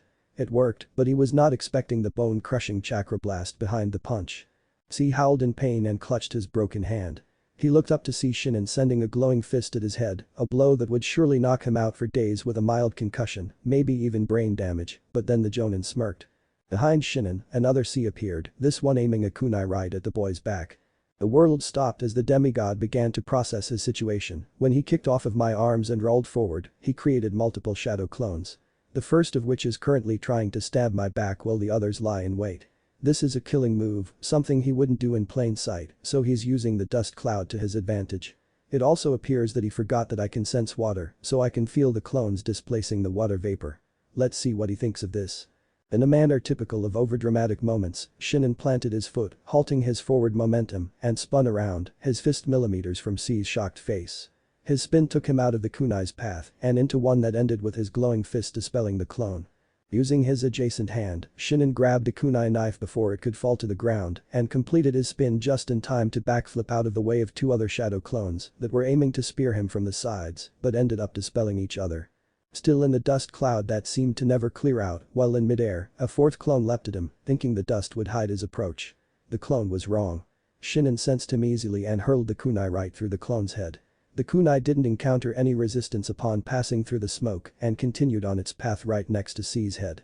The blonde gasped when his own kunai zipped past his head and was even more shocked by the memories that his clones transferred to him. This little brat had killed all four of them. This was a strategy that C had developed when he was a genin in the Third Great Ninja War that had gotten him out of many jams. It was a strategy that he used to kill Jonin. And a 6-year-old just demolished it.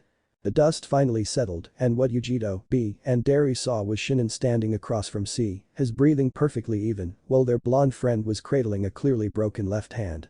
"Winner. Shinin," Derry said, clearly impressed. "This just got dull," was Derry's complaint. "We breezed through everything I had laid out for the day. You got the shadow clone jutsu down instantly, had all of those clones begin work and make progress on changing your chakra nature. Then you were able to beat C in a taijutsu spar." The blonde huffed and looked away, his left arm cradled in bandages and wrapped around his neck. That hand wouldn't be useful for a while, literally every bone in it was either broken, cracked, or turned to powder. There were even fractures lining his ulna and radius. "I have no idea what to do next. Man, this is dull." "You already said it was dull," Shinin drawled, his sword strapped to his back once more. Truth be told, he was just as lost as Derry, but then he saw the sword handle above the Jonin's shoulder. How about a sword spar? Derry actually paused to consider it. "Are you sure, kid? You just fought C, aren't you tired after that? Besides, I've been using this thing." He drew his cleaver, the blade unfolding to full length, "for longer than you've been alive." Shinin scoffed. 1. "I'm sure. 2. No, I'm not. And 3. Just because you've been using that for a long time doesn't mean anything." The demigod drew his own twin blades. "These swords are better anyway." Now Derry's pride as a swordsman was being challenged by someone less than half his age. This kid, while undeniably powerful, was not a swordsman, so he had no right to claim whose sword was better than the other. Then again, this was the lightning fangs versus a cleaver, so maybe one was factually better than the other. "Alright, kid, you're on." The kid's eye twitched. "I have a name, you know." Ignoring the crater in the ground, Derry and Shinin stood apart. Derry adopted a wide, slightly hunched over form, with his blade held in front of him by both hands. Shinin had his arms hanging limply at his sides, his small height making the blade points pierce the earth. Through the years, Derry had learned to never strike first. Always let the opponent come to you, that way you can form a counterplan, read their moves, and create a way to turn the battle to your favor. Of course, that didn't really work in mob battles with multiple people rushing you from all sides, but hey, this was only a spar. So, Derry struck first. Shinin was actually impressed with the speed that the Jonin used to get in front of him. 1 second in one spot, the next about to take his head off. Unfortunately for the dark-skinned ninja, Shinin was born for the sword. Millennia of warrior blood ran through his veins. The blood of a god ran within his body. Natural battle reflexes superior to that of any mortal man, reflexes only enhanced and strengthened by his immense chakra reserves. That, and his swords were imbued with lightning itself, and the high-frequency oscillations made for a rather clean cut through just about anything. Moving on from the exposition, Derry swung point-blank at the boy's head, but Shinin's reflexes made it appear that the blade moved in slow motion. His left arm snapped up, slicing through Derry's cleaver like butter. Derry gaped in shock and what was left of his weapon. The two parts of the once whole cleaver glowed red hot where they were severed, the top half laying in the dirt. Well, I guess this concludes our spar, then. September 8, 1006 AS. Breakage training ground. Shinin's had progressed at an unnatural rate. He completed the 3 chakra exercises within 18 hours, excelling at them and twisting them in his own way. His skill with changing his chakra nature had caused Derry, B, Yujido, and C to start teaching him elemental ninjutsu, along with the basic 3. That is, substitution, clone, and transformation. He had learned those within 2 days, even the regular clone was not beyond him because of his advanced chakra control. He could sit upside down on a tree branch while holding kunai to his fingertips by their points. There were jonin that couldn't do that had 4 times the experience and 1/6 of the chakra.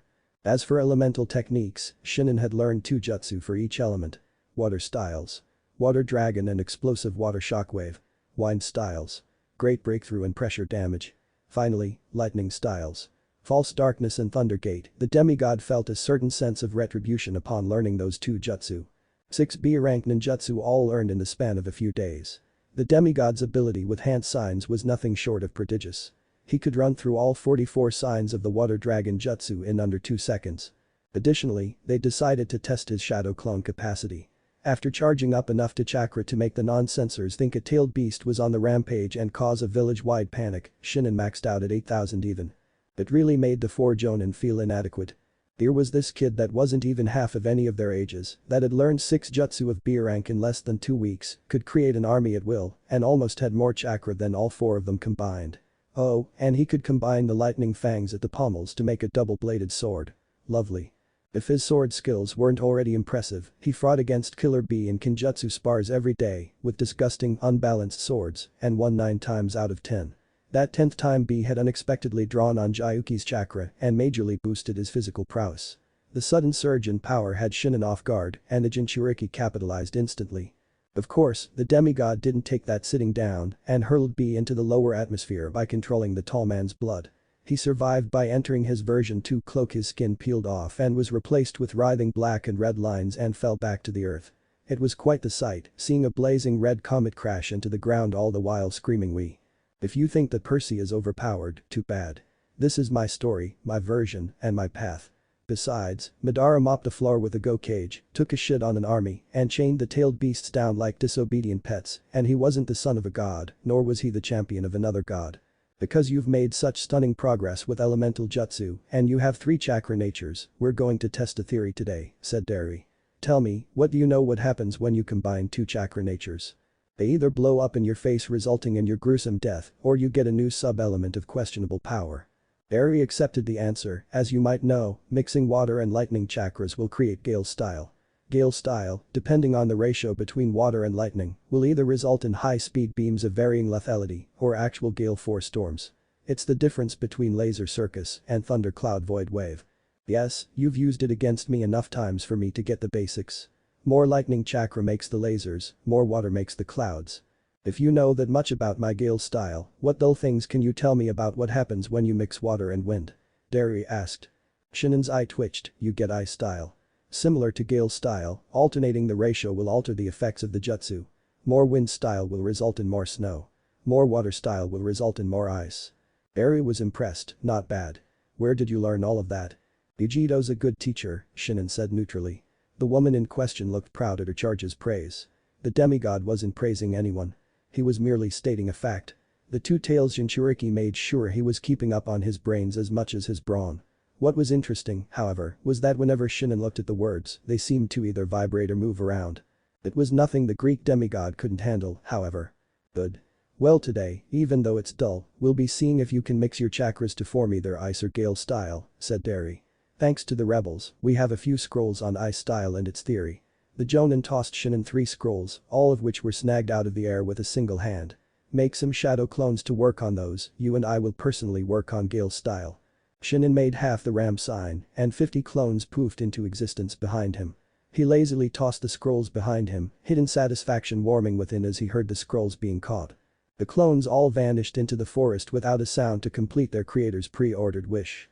"Now, since you've seen this jutsu the most, it'll be the one we try first," said Derry. The Jonin made the rat, tiger, dog, snake, and dragon hand signs, his chakra mixing and molding within him. A halo of light circled his clasped fists, making them glow. Gale style. Laser circus. Multiple beams of bright chakra burst from Derry's hands.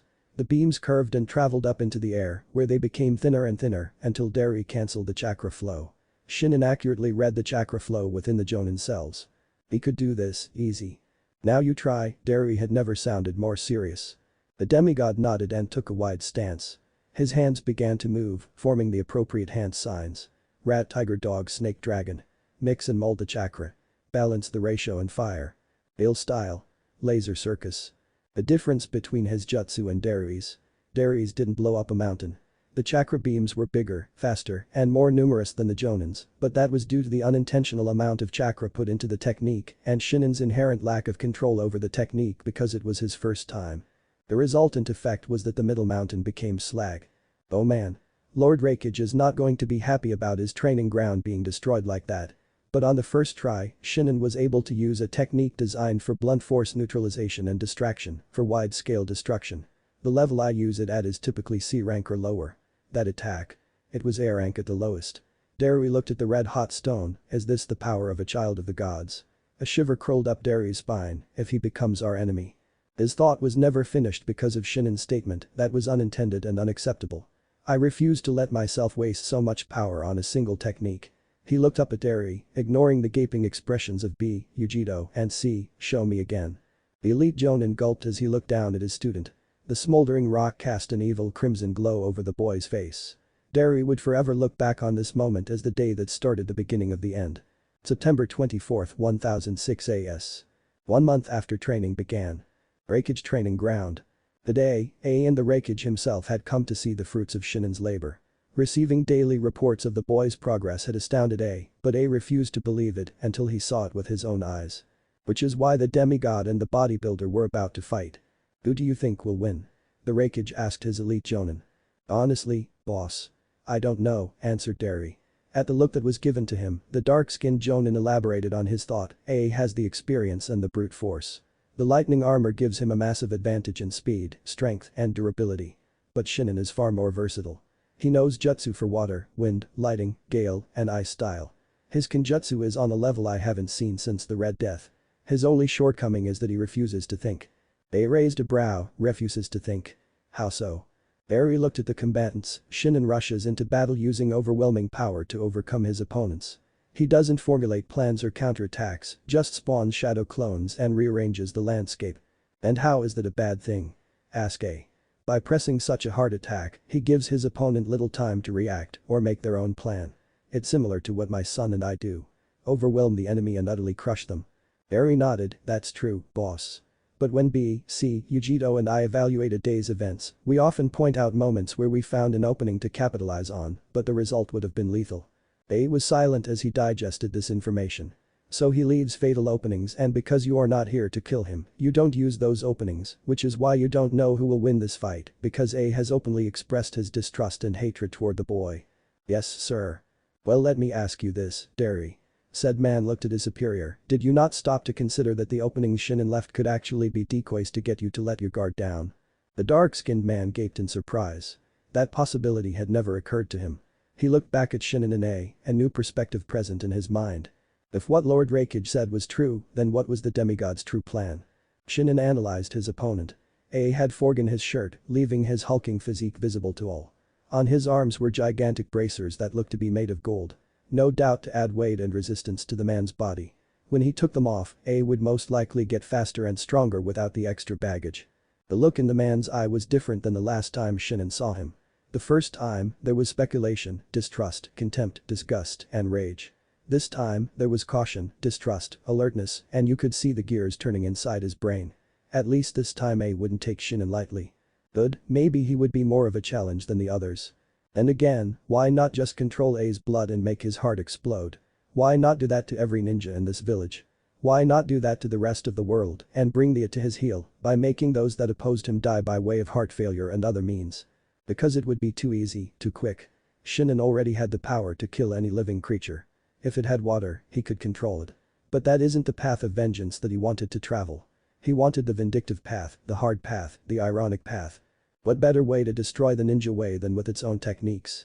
Before we begin, do you want to quit? Shinin's eye twitched once, twice, thrice, before finally saying, let's just get this over with. I have better things to do than play ninja with you. A's face contorted into one resembling a tomato. The demigod's hydro-sensing detected literal steam coming from the elite Jonin's ears. Lightning armor. But the tremendous blast of chakra, A was wreathed in lightning and streaking forward at terminal velocity. For the first time since he got here, Shinin found his reflexes to be put to the test. Whipping the lightning fangs from his back to an X in front of his body, the son of Poseidon grit his teeth as A's fist slammed into his makeshift shield. But A didn't stop on contact. Instead, he took Shinin with him on a quick trip across the training field, the boy's feet digging trenches into the dirt. With a grunt, Shinin tilted his swords to the left, the change in direction sent the muscle mountain flying past for about 2 feet. A firmly planted his foot and pivoted, Shinin ducking just in time to avoid the right backhand. With his torso wide open, the boy was about to thrust his blades into the massive target, but A wasn't done spinning. Shinin just barely avoided the spin kick aimed at his skull by jumping backward. Using his newly created distance, the demigod was able to fire off a quick jutsu. Blind style. Pressure damage. The jutsu hit A point blank and exploded into a massive torrent of violently whipping wind. A was sent flying from the force of the jutsu with a manly scream. Shinin took a breath, the brief jutsu battle taking a small chunk out of him. The jutsu wasn't powerful enough to do any debilitating damage, but it was powerful enough to create an interval of brain collecting and tear down half a forest. Shinin created 6 shadow clones, 3 on each side of him. The clones ran through 2 different set of hand seals, the left and right sides proclaiming at the same time. Water style. Water dragon jutsu. Lightning style. False darkness. The left clone spat out streams of water that took the form of serpentine dragons, while the right side spat out bolts of lightning that mixed with the water. Combination ninjutsu. Lighting water dragon jutsu, announced Shinin with an air of finality. The lighting dragons roared before flying off. A chose this moment to throw off the trees that were burying him, only to come face to face with 3 A-rank jutsu bearing down on him with electric fury. The muscle man grunted before the techniques impacted with explosive force, lightning and steam erupting into the air. Shinin wasn't surprised when A blurred into existence behind him and his clones, lightning dancing around his hulking form. That's why the clones whirled around and announced the name of the jutsu they were preparing after the combination. Water style. Explosive water shockwave. That jutsu was designed to be an area-affecting technique that one could use to either drown enemies or use it as a source for more water jutsu. In this instance, all of the clones used most of their remaining chakra to overpower a B-rank ninjutsu, turning it into a Moses-level flood. The laws of physics state that water will carry an electrical charge because of its ionic configuration. That's why people die because they drop their hairdryers in the bathtub. Water and lightning-natured chakra worked on the same principle. Naturally, because of his heightened reflexes and superior experience, A deactivated his lightning armor to avoid being fried. The massive torrent slammed into him with the force of an avalanche. Unfortunately for the future rakeage, he forgot Shinin had a pair of naturally electric swords that were made for lightning conductivity. The demigod channeled lightning-natured chakra into his swords, and the swords resonated. Arcs of brightly colored electricity flew from the lightning fangs right into the flowing water. As the liquid was lit up like a Christmas tree, Shinin swore he heard a female voice proclaim in his head, 12th Legion Fulminata. What in the hell did that mean? Whatever it was pushed deep into the recesses of the demigod's mind as he focused more on glowing ocean in front of him. After a few more seconds, Shinin cancelled the flow of chakra and dispelled his clones. The sudden loss of forward force caused the artificial ocean to backlash, like water coming out of a dam. Shinin jumped up and landed on the raging waters, his chakra serving as a solid platform to stand on. He idly took note that A, B, Dari, Yujito, and C were standing on top of the left mountain, no doubt escaping the waters that had submerged the entire training field 2 feet.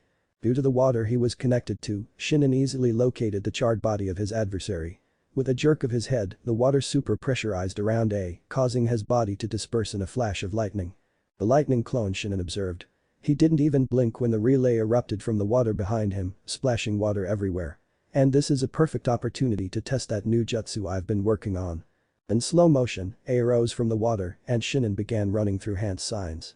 Ox, hare, dragon, and serpent. Ice style. Flash freeze. In a massive burst of ice nature chakra, the water around A suddenly froze, trapping him a cocoon of ice. The rest of the water was affected by the jutsu as well. The small lake was instantly frozen through, freezing into a massive block of ice. With the jutsu completed, Shinin turned to look at his captive. You are a fool. From the moment the eye hit you with pressure damage, I knew that I was facing a lightning clone and that you were still buried in the trees, waiting for an opening. In a way, I gave it to you when your clone attacked me and I turned my back, but you didn't take it. It's irrelevant though, I've won. Shinin turned away and headed for his audience when the ice prison began to crack. A smirk found its way onto the demigod's face. Round 2 begins now. The prison shattered and A roared in rage. A quick burst of chakra and his bracers fell to the ice and shattered the frozen water. Kid.